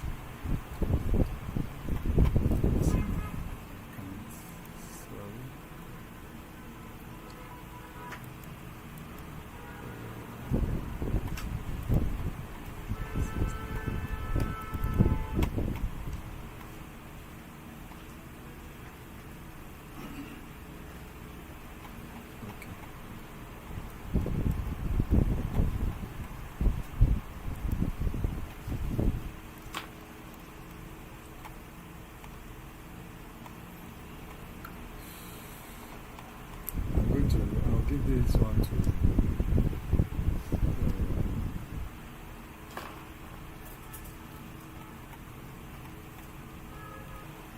so the objective of this exercise is to use count if to identify duplicate invoices in the sales register.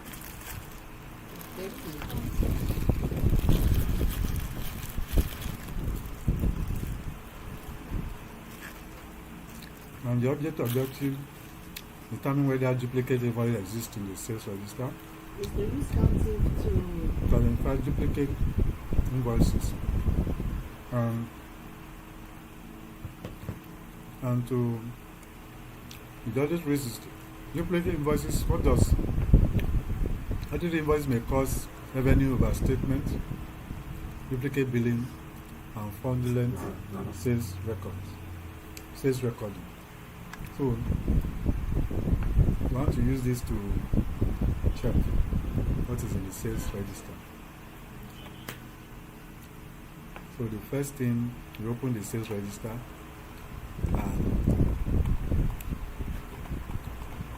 let's assume we have done all the cleaning we need to clean. Let me save as two. Save as a workbook.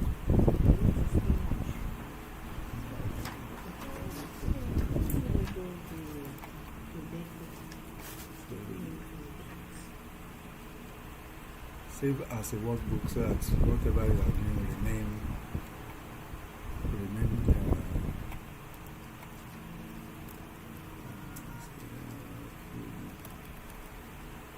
Is this counting?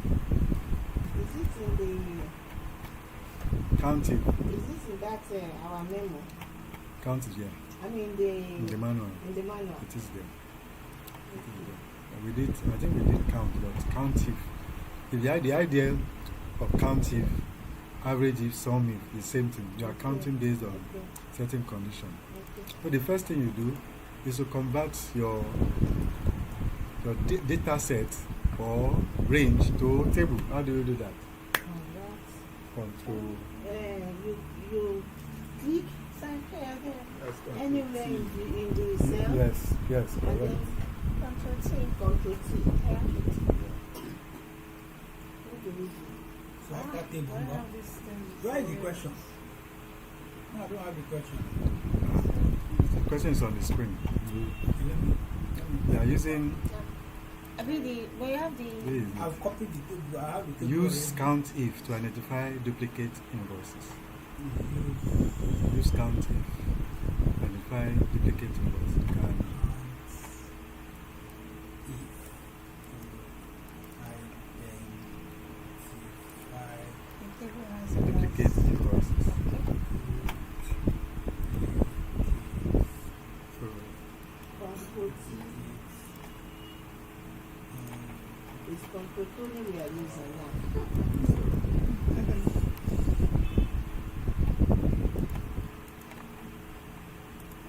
using count if to identify duplicate invoices.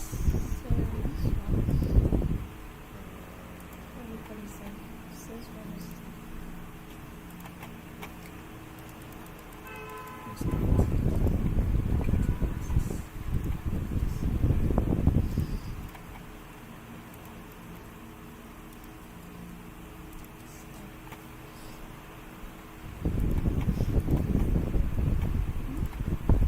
So, first exercise, use count if to identify.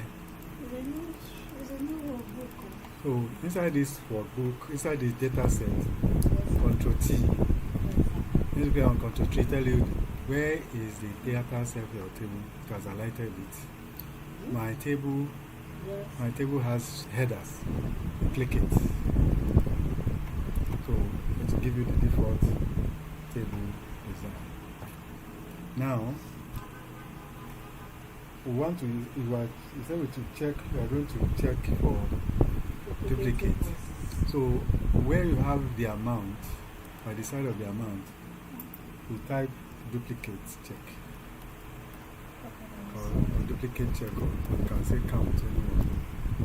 You want to count,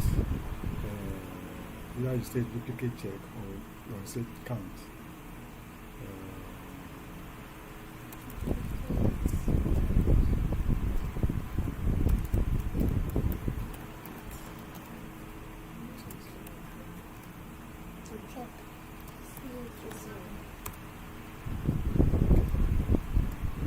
So duplicate check. So in our duplicate check, what we are going to check for, we're going to check for if there are invoices, things that are duplicated in the first of all, what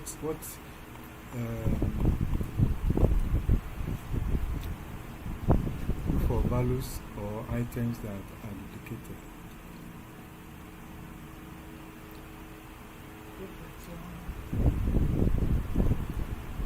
So the first thing to now check is you enter the formula for the function equal to. We are going to start with the invoice because invoice is supposed to be unique. You can't have an invoice that has the same number. But if an invoice has the same number, then there is a problem. So let's check for the invoice. Count if.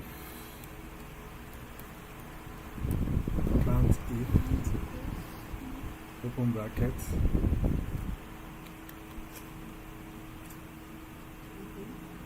Then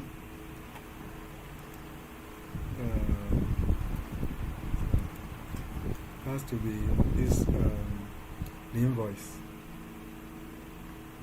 The invoice.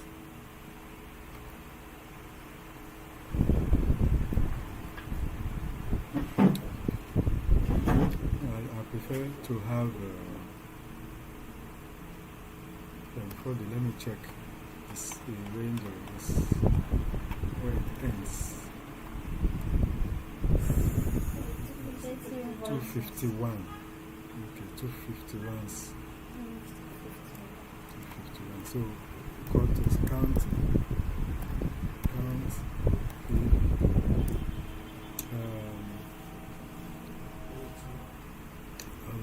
$A2 $8. That's where it's going to start from. Then $A, yes, $2.5. That's the range is going to check.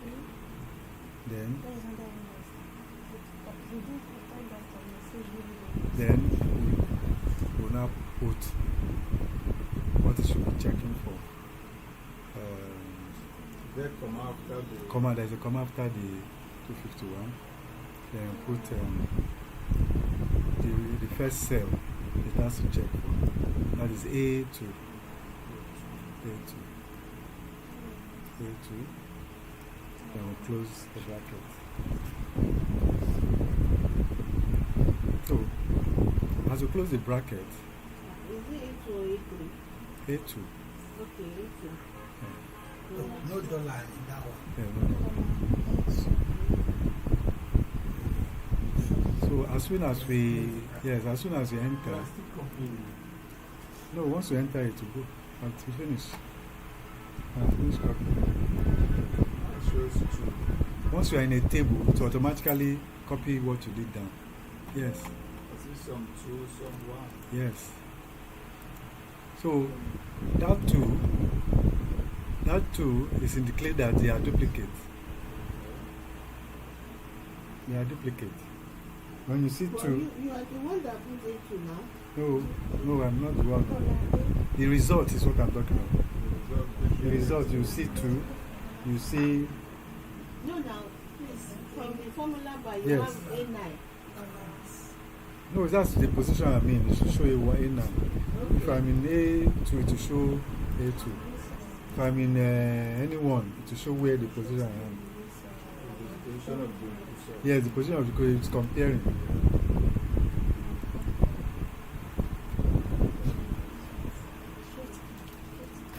Did you get it? Anybody? Okay, just look at the formula very well. We are looking at the formula and the same time Yes. we are talking. We cannot get it. The formula is count if open bracket $A, $2, colon, $A, $251. That is that's the range it's going to set from. Then you are asking to set the last one you are seeing, comma after comma, is the cell that we use for comparison. You don't pick any cell. No, you start from the first one. That's why I started from A2. Hey, that was what I was asking. Yes, start from A2. So when you enter A2, Now the formula, the problem there, if you don't get the formula. once you enter the other formula, it will automatically copy it itself to the one because you are in a table. Okay. Alternatively, once you enter, count in and open the bracket. Take your mouse to that A2, cell A2, and drag it down to the last cell. To the last cell of that column. Then you release it. Then you say comma. Then you put that A2. That's just what it is. Have you gotten it? Wait, this is Okay, so So- it's the invoice now. no. It's the invoice Two- number. two invoices There must be there. the rule is that invoice must be unique. If there are more than one invoice, that means there is duplicate. So all these ones you are seeing 2, they are duplicates. So let's now Oh, wow. yes, we have not finished. Next thing now is to that duplicate check. Yeah. Go to the filter. Filter. Yes, you can see that it's only we have 1 and 2, 1 and 2. Now I want to see the one. Yeah, 1 and 2, yes. Okay, go to that duplicate. It has a filter. Yes. Click on it. You see 1 and 2. Select A all 1. So the only ones that are 2 is the ones that are duplicate. Just click on it, you see them. Okay, if you click that 2, Yes. Look at it. If you click on it to filter, you see. You can look at the line. You see that there is one. The first one. 1,000. There is an invoice for 1,000. yes. There's an invoice for 1,000 on line for 242. There's an invoice for 101. There's another one So for if you 240. remove that 2, I mean that one, and leave left one. If you select only 2, it's showing all the ones that are duplicates. Yes. That's why 222. That 2 is showing that. Okay, there's one in row 2. Yes. Row 242. 242. Good. The same amount. 243, Mm-hmm. 244. No, 243 and row 3 is the same. Mm-hmm. 244 and row 4. Mm-hmm. Row 5 and 245. Mm-hmm. 246 and row 6. Mm-hmm. Row 7 and row 247. Mm-hmm. 248 and 8. Yeah. 9 and So you can see it repeated them. So the conclusion is that there are invoices that are duplicated, okay. having the same value, the same listing. Then what could this lead to in auditing? Overstatement of profits or this thing. And if it was issued to a client, then you are billing a client twice. Okay. Or you are paying a client twice. You understand? If you have What this, is double row? yes, exactly. So using this method, Bill the client twice. Yeah. You understand? it saves. No, we are looking at it from the position of Oh, check. Check. Okay. Check that and call Yeah. this one. Yeah. You may not even bill the Sometimes. client twice. Okay. Sometimes invoice can be replicated because the marketing person will use that one to sell to another person. Okay. That's Not another. particularly for that same client. What we are also seeing before in practice is that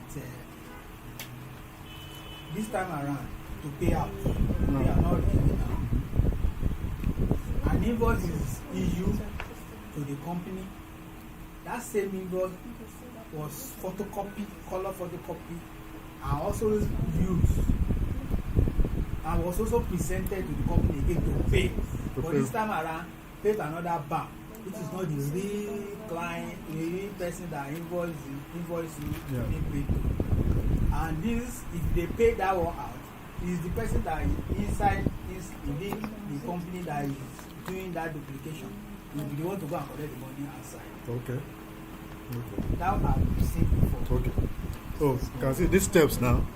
We help you to identify those duplicates. Duplicates.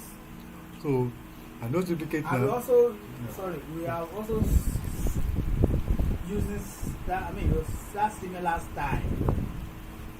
But this time around, it's not invoice, it's the amount. Yes. The amount that is quoted Yes. is being paid twice out. Uh-huh. Maybe somebody invoices us 5,000. in-house somebody duplicate that invoice and represent it for payment again after you have paid before you represent it for payment again and it was paid second time you will now go and meet the person outside and they are paying you they will not share the money something like that and they happen So, so you can use this type to look for duplication yes, not just invoice. yeah, exactly. So, look at the formula. You need to know this formula. Very simple. So do you the facilitator? This one. It's easy. Count. So Once you know the formula, count if. This is looking for one condition As some. from one place. But we have to start from the first place. Start from the Like start. for example, if they will download all their ledger to us now, for Yeah. example, you know they download the ledger, before we start something. They download the ledger to us, both sides and everything. We can use this formula to look for duplication. Am I right? Yeah. Let's look for, okay, we see 5,000 here. Do we have 5,000 paid to the same person in another time or in another day? Yes, you can. Yes, you can do that. You first of all, Even before then, we can also do that because if you're doing that, you put down. We can do this. Yes. What is this one is saying is that we can also use this formula also to identify rather than duplication. Right? yes, you can This do one that. to ascertain duplication. Okay. You can use counting, but this one will give you. Sorting can do it too. Yes. You see, all the things we have been learning are geared towards you. You can do. We have different ideas, different ways. Like this one that we are seeing now. Because when they are paying, that 5,000 you can see that, okay, this is the amount of what they want, they are giving, I mean, vendor give them. Yeah. But when they want to now pay, they will lump 50 payments together, Together. inside one check. Without one check. Do you understand? Without explanation. It is the one they send to bank that you will see the details. Yeah, exactly. And if the one they send to bank is in payment voucher file number 1 and you are in voucher number 6 or 7, no reference, you can't go and be checking it. Yeah. There is no way to check. Put your console on the phone. Look at the formula. Okay. So you have count if, open bracket, Dollar. $A, $2, Then comma. $A, $2, colon. After dollar, After $2. dollar is there comma. No comma. Dollar two. $2. Then after $2 you have a colon. And $A, $2.51. That's the end of the row. Then comma, Yeah. A2 being the first cell it should set for. So that A2 will change at each row. It will be A3 in the next one, A3, A4, and so on until the last list. But always on the same row. You can see. So that's what count if we do. And if you are searching for more than one condition, you use count ifs. You use count ifs. Yes, you are looking for more than one condition. You look for count ifs. So this In is this case, yeah. So in this case, we are looking for, because the reason why we are using one condition, this one, invoices are unique. Yes, invoices are unique. If you have a duplicate invoice, that means there is something wrong.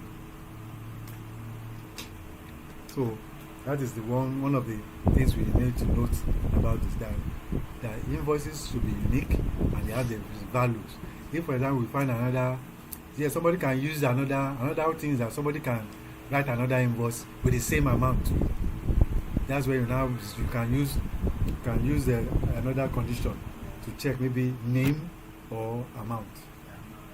For this one, just know that you can use this kind of a thing to find duplicate amounts. So let me copy the formula somewhere. is it possible for us to use count ifs in this one as a test? Yes. You can do it. I thought people have done it now. Should we leave it this way or? Yes. Count Count ifs. Okay, count is okay. Count is all. Two condition. You can can just undo the filter. Select all. Select all and save. So the next one, our So next if we now want to do the check now, what do we do? want to check. You filter that duplicate like this. Then take it to another. Filter the duplicate. The one you want to view is the number 2. And all those that have 2 are all duplicates. Once you see 2, you are all duplicates. And you have about 10 or 9 of them. 9 items duplicated. Are we doing another one? Yes, we are going to. The second question is use the pivot table to summarize sales by customer. This one is easy now.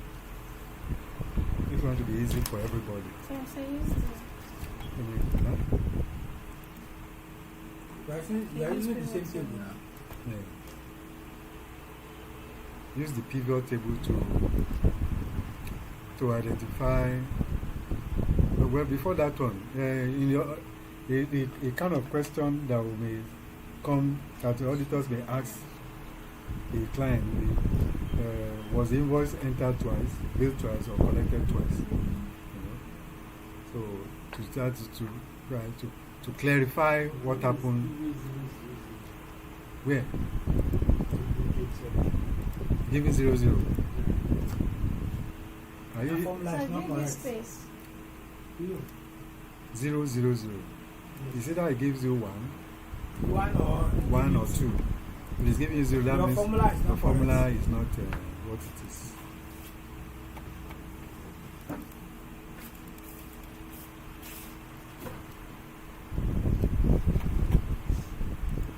You summarize what? To summarize sales by customer. Okay, we to summarize sales. Yes. Let's see the table. Yes. So, Summarize sales by customer. So the formula is if to Yes.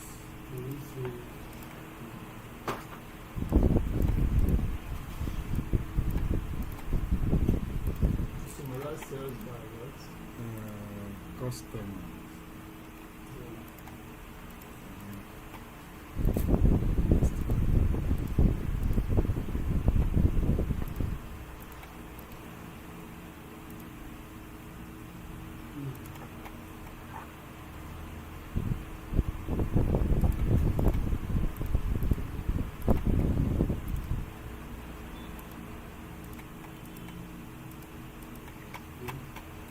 So, and all of us have done the pivot table. So, summarize sales by customer. We want to know, identify major customers and revenue concentration.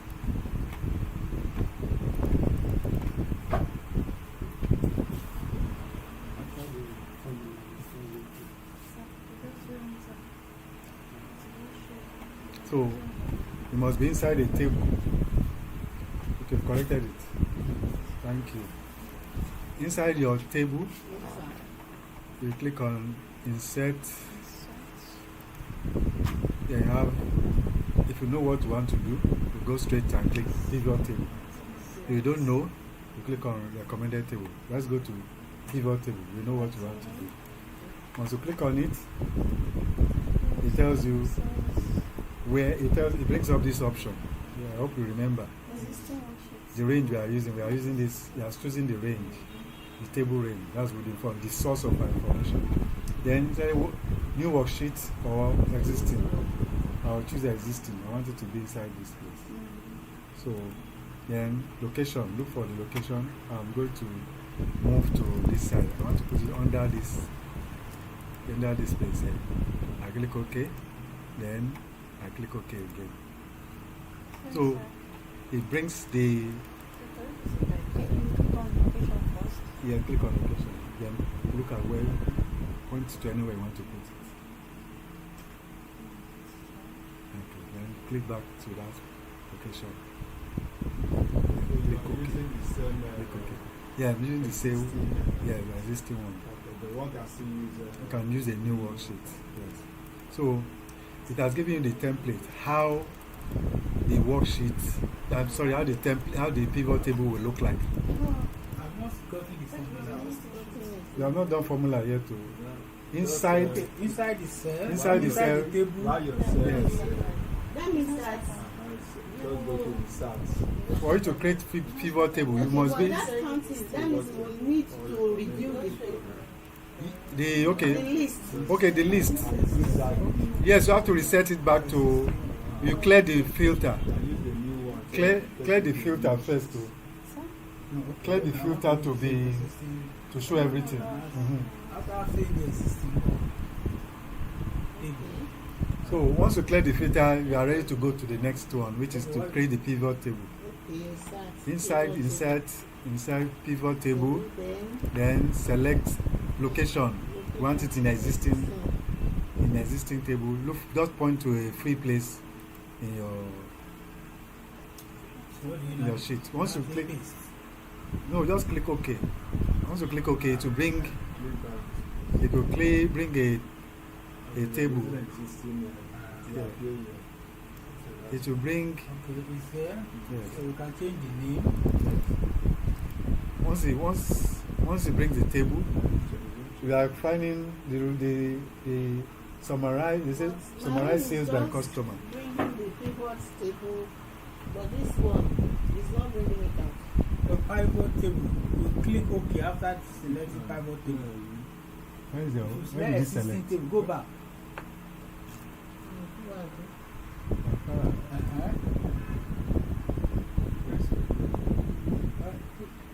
Okay. Insert on top. Insert. Yes, sir. Yes, sir. Pivot table. Existing. Yes, existing. Then now. No, don't go. Just from there. Okay. From that place. That point there.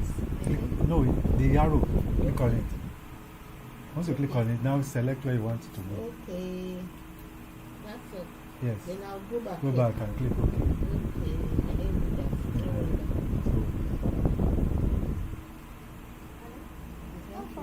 Screw up. You are not which view you are in Same place now. It's there. you are in this view, you are in go to normal view. It's there now. Why? Because that's printing view. And printing view, this thing is not yet there, it's just a template. Okay. And it's invisible to Thank you. so So we are here now. so when you are here, the next thing is you say summarize by customer, summarize sales by customer. So the first thing you select is customer. Once you select it, the list of customer will appear. Yes, it's customer. The customer will be on the row. Then the next one is, as they said, total sales. Total sales should be amount. So amount, when you select an amount to be in value.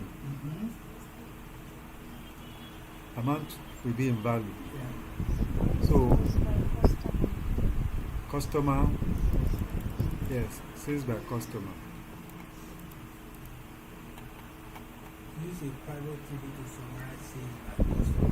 So each customer now, Yeah, this is their sales. that's their sales. C001 says is 1,800. Yeah. C002 is 360. So in this kind of you can format the number now. So right click on that heading. Right click. No, the sales amount. Right click on it. Right click. Yes. Right click. So format cell. Yeah, format cell. Now the I'm not right cost clicking on it. You are clicking outside. This place. Right click, yes. For myself. Number, not format cell. Okay, continue. Just go to numbers. Go to But is it this place? To turn it to amount. yes, turn it to Yeah, this. we format it. See, right click like this. Right click this. Okay. Go to number formats. You should go to color, currency, number, whatever, and you Another can number. number or currency, anyone you want to use. Okay, currency. Once you select it, it will change everything to to change everything to You know, put naira. no, it's naira. You have to look for Click on currency. currency, look for naira. You're the symbol. Look at it. Because look at it.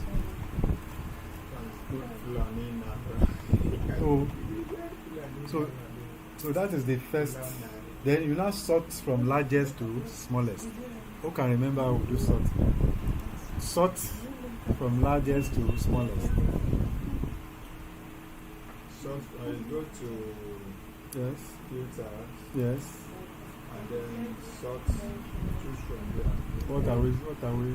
How you not bring Yeah, naira? okay. For me, for my in my Don't own bring system, How you not bringing naira? I click again. in my own system, they sort Z to A.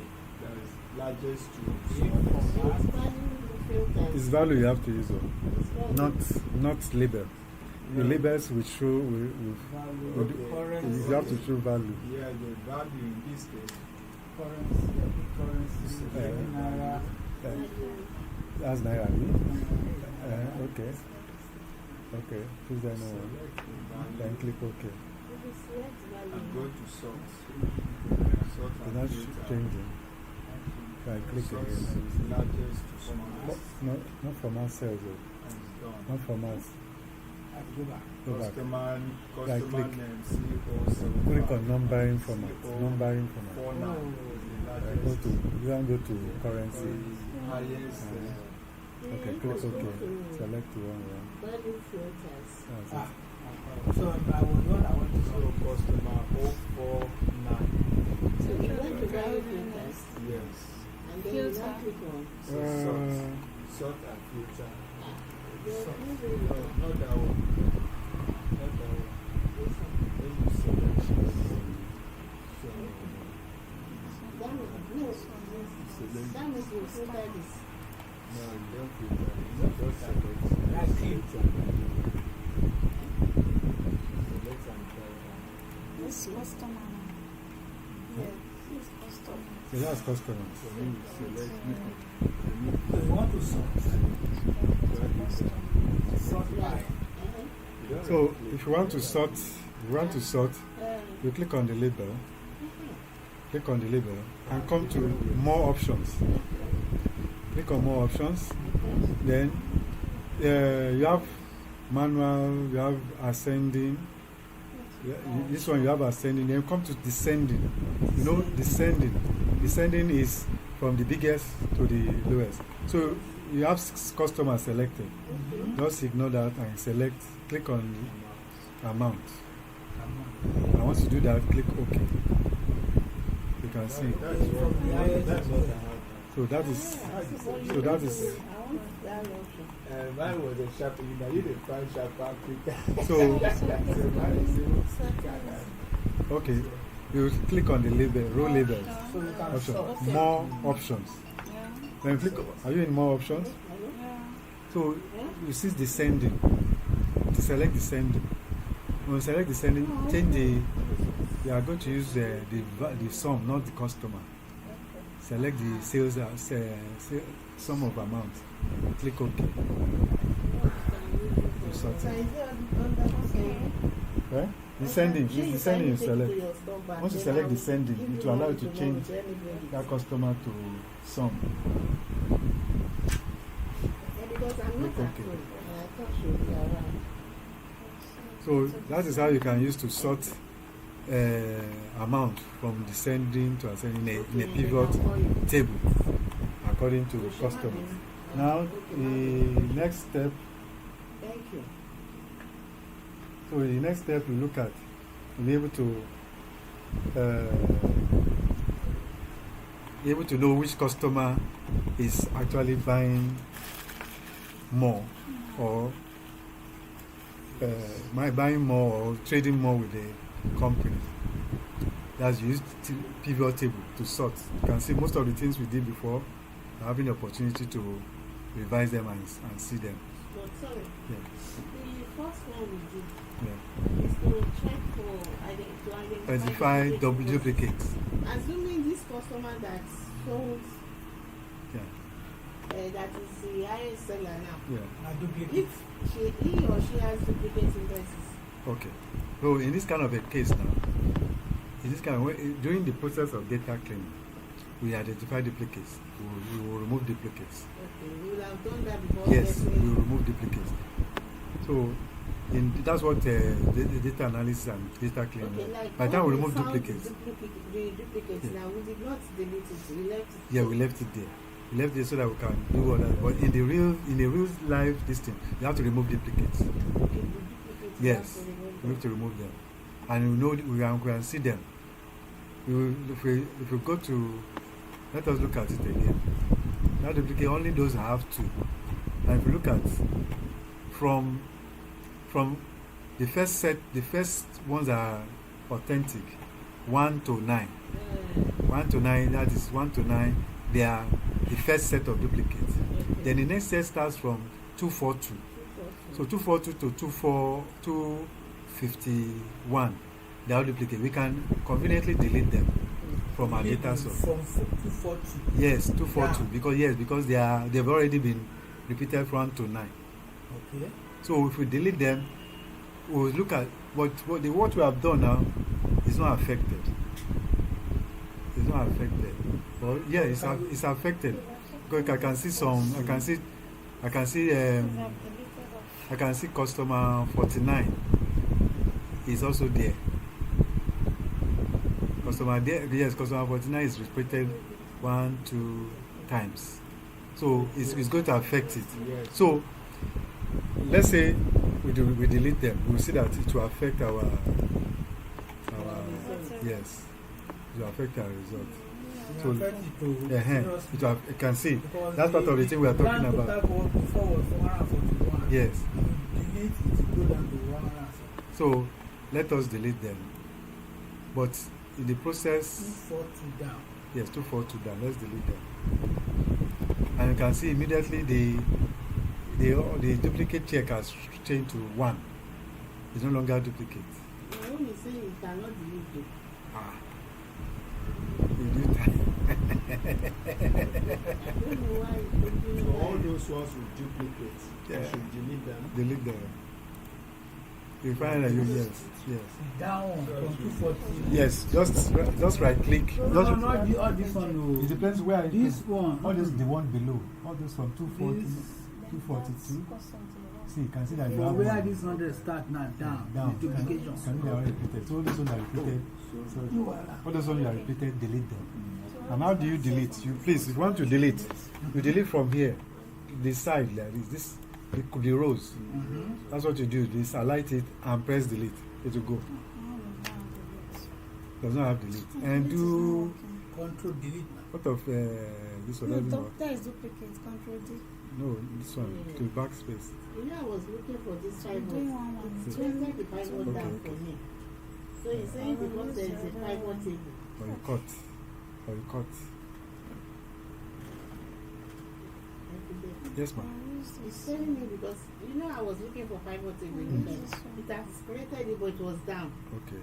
Okay, it's affecting the It's pivot affecting table. it. Okay. Can okay, I okay. delete the pivot table? Delete it. Yeah, How and can then I you can delete it? you can recreate it. Just go there and delete Do you do table columns or Okay, entire can sheet? you? rows to the row. Entire sheet for Yes. Do I select it? I mean, highlight it and then ask it to delete me. Yeah. Let me just do it. Move the pivot table. You can delete the pivot table from there or move it somewhere else. So that it will not be affected by Okay. That's what That was it's the I always like to use new sheet. So Yeah. your go back Yeah, up. you refuse me. Which one is this paper? Do you want That's to? it. You know delete everything. So You want to Undo. delete? Delete it. Then come to this checklist. Checklist. Click 1. Okay. 30 girls, 1 is not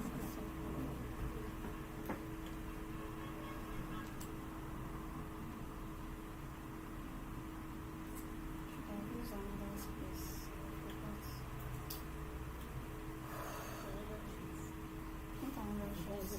to use the same table with another place. And do that duplicate stuff and get the bits. I'm not sure. You should not give you any option. You can't if it's still there. You have to move. The picture is still there.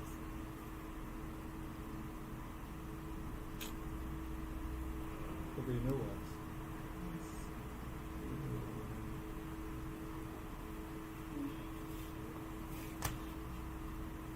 I've done so much work already. There are a lot of things. This one's for them to touch. The rest still don't know. Please, how do we delete? Pivot table. We click on it. Yeah. That was to delete.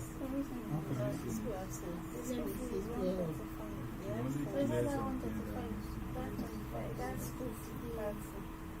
I don't know if it's 25 because I paid first. They have 25,000 balance. So they were not calling me that it's not going fast. It's not going. Yes. So I feel that was the party number. And I said it's doing that. There's a central you put. That's constant. It's not a whole pay for graduation last year. When you go for my receipts, you go there. You clock 27,000 and 40,000 for their graduation, whatever. Inside the pivot table. No.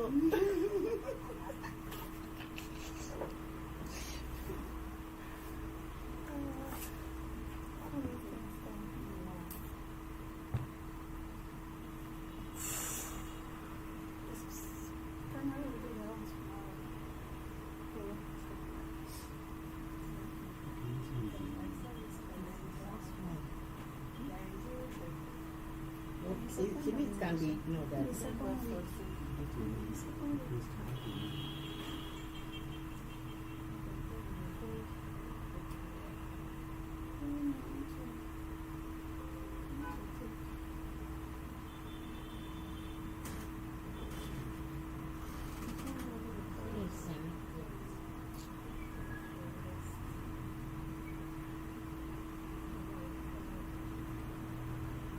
Otherwise, I would have said duplicate that sheet and then Okay, in this case you have other work already.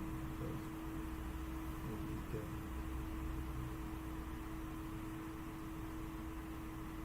But these are the only two.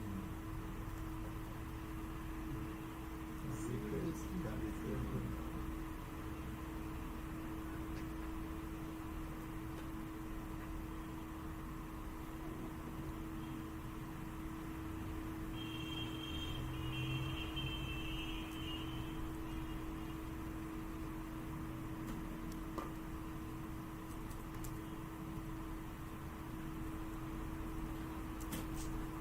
Thank you so much. Mr. Guru. Besides, yes. So, if I now want to delete this one, So, if you have done the pivot table, yes, sir. create a pivot chart for it. This table is too long. Oh. That's it. For pivot But chart. it's still the same. Okay. Total. It's the same customer that still talking. So yes. I know that was But Okay. the amount has changed. Oh. Yes, the amount has After changed. removing the duplicate. No, be like this. Okay, please, because it's the table, this thing is long, just ignore creating the data. It's not it's a long table. You refresh your. What's that, sir? It's For a the long chart. table. Yeah, they won't bother about the It's chart. one. Okay, If I you want to do this chart, okay, we'll copy everything. No, you have to alight. You have to be inside like this. Then we do So, analyze what's the total sales after deleting the chart. duplicate? Yeah, the total sales there is See, Not like that. 3, say it's not plenty. 8, 5, 9, 5. Say it's not plenty.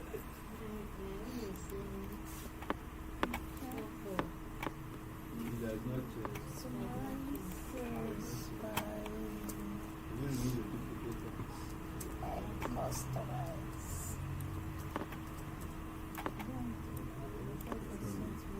this one is like we starting the thing from all those ones that teachers. If you don't understand them, they start understanding them now. You want to come and start in the head.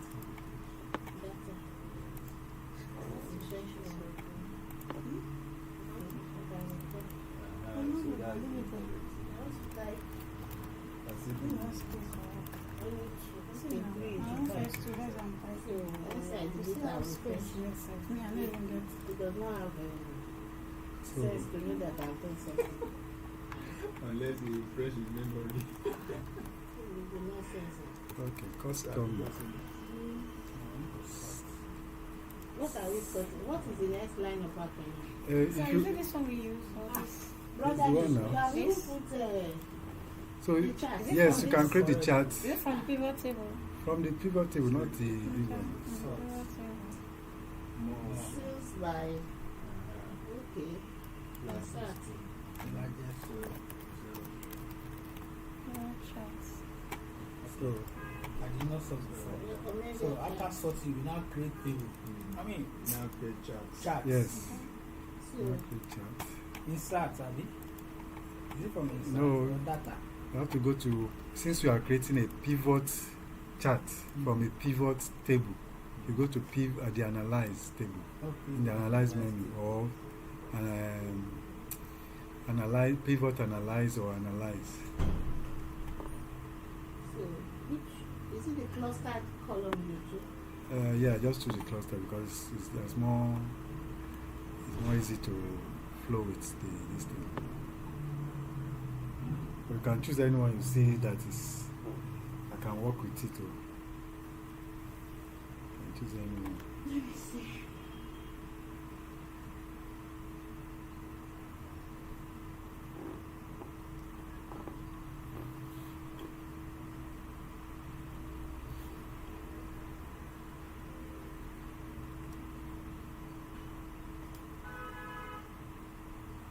So I can use recommended chart, right? Yes, you can use recommended. Recommended is used.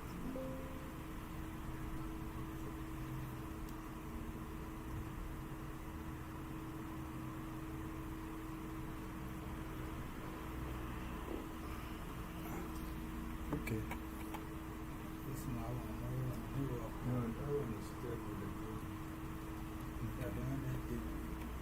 We are first Look now, this thing is just trying to get that What's that? filter.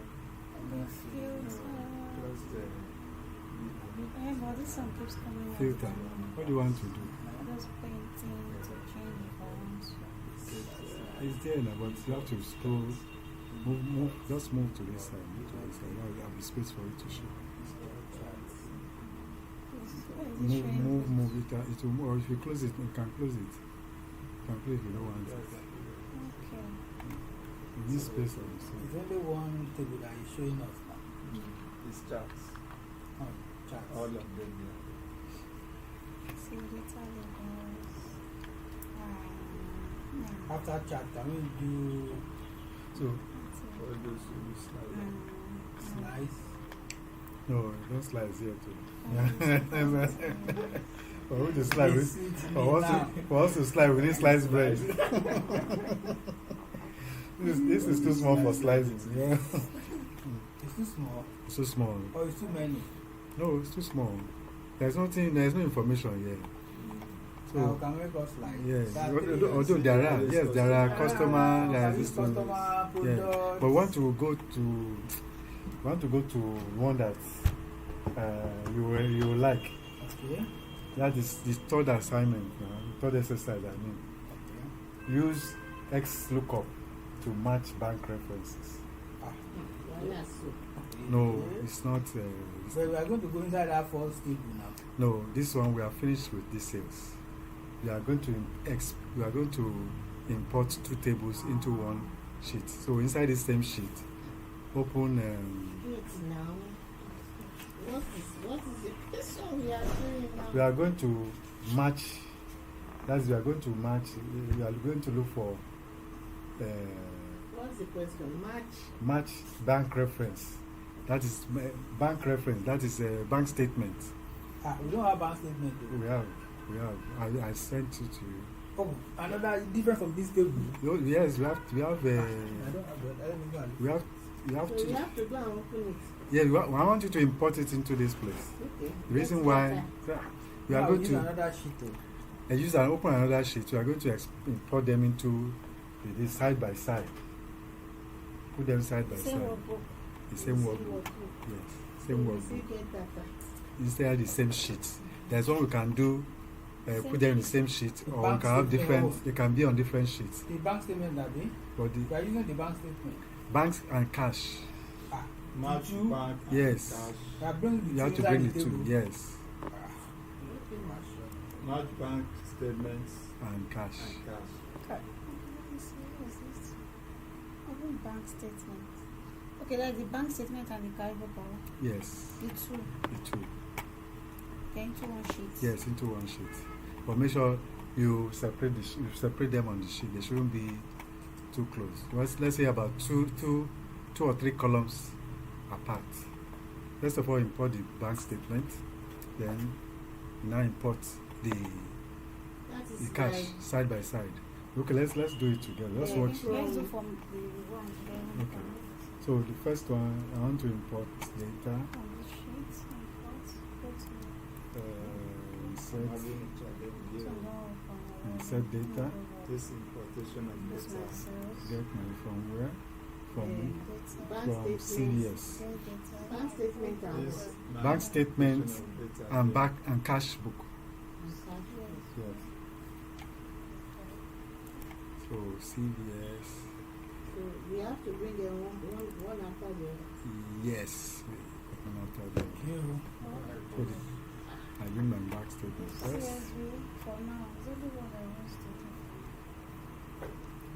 Okay. It's open meetings on CSV. Go to my desktop. I will go to my desktop. Okay. I brought in the bank statement here. But this one is taking me to Power Bank Query. statement. Just load. Don't transform. Just load. Okay.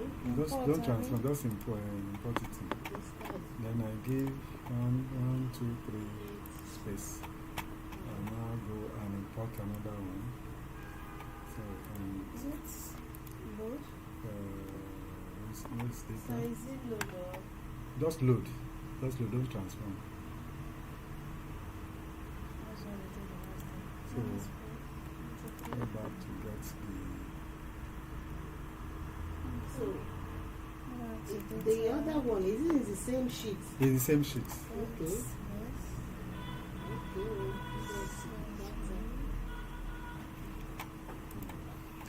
We give some space. Yes,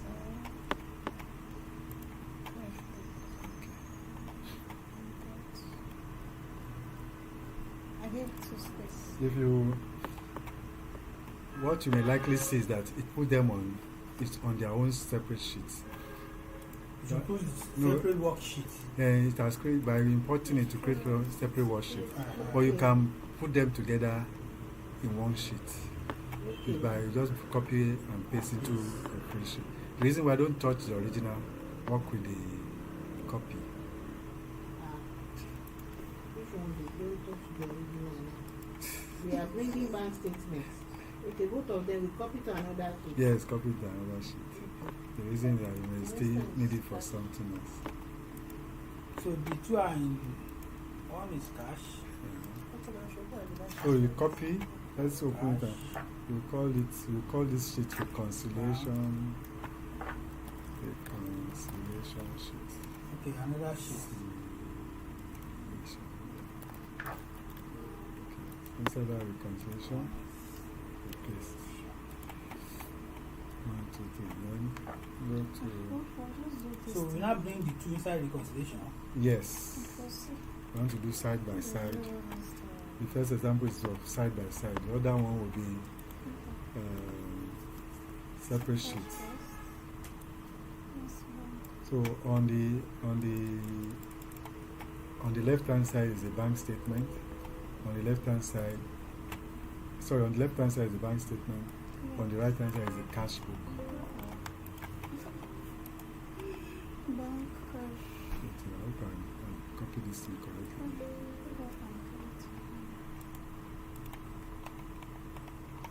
So, I thought you said we should put the two of them inside one sheet. that's And what. then you That's create what. another worksheet and bring the two together, Yes. side by side. You don't know how to do that. Just go and No, copy where they I are. put them in separate sheets. Go and copy Put them together. Copy them and put them in one sheet. Two of them in one sheet. Bank. There's a bank for Zen. Yeah. Cash. Yeah. Whichever way. Cash. Should we turn them to table? Yes, it came in table now. It must come in table form. If it's not in table, put them into table.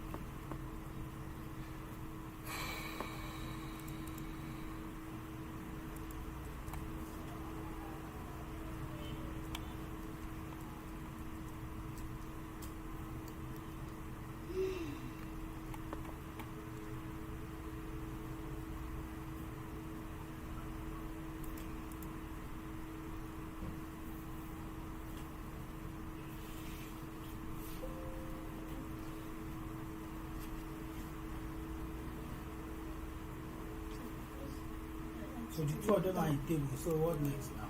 So, is to find which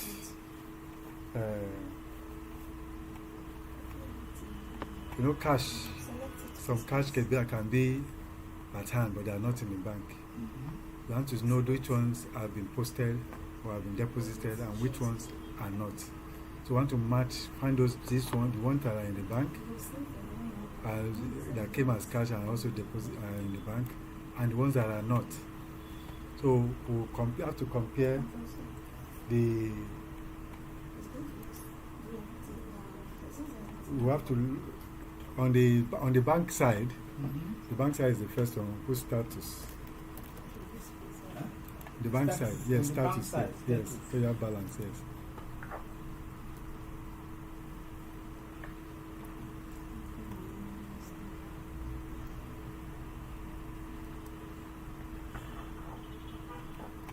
Okay. So, After that.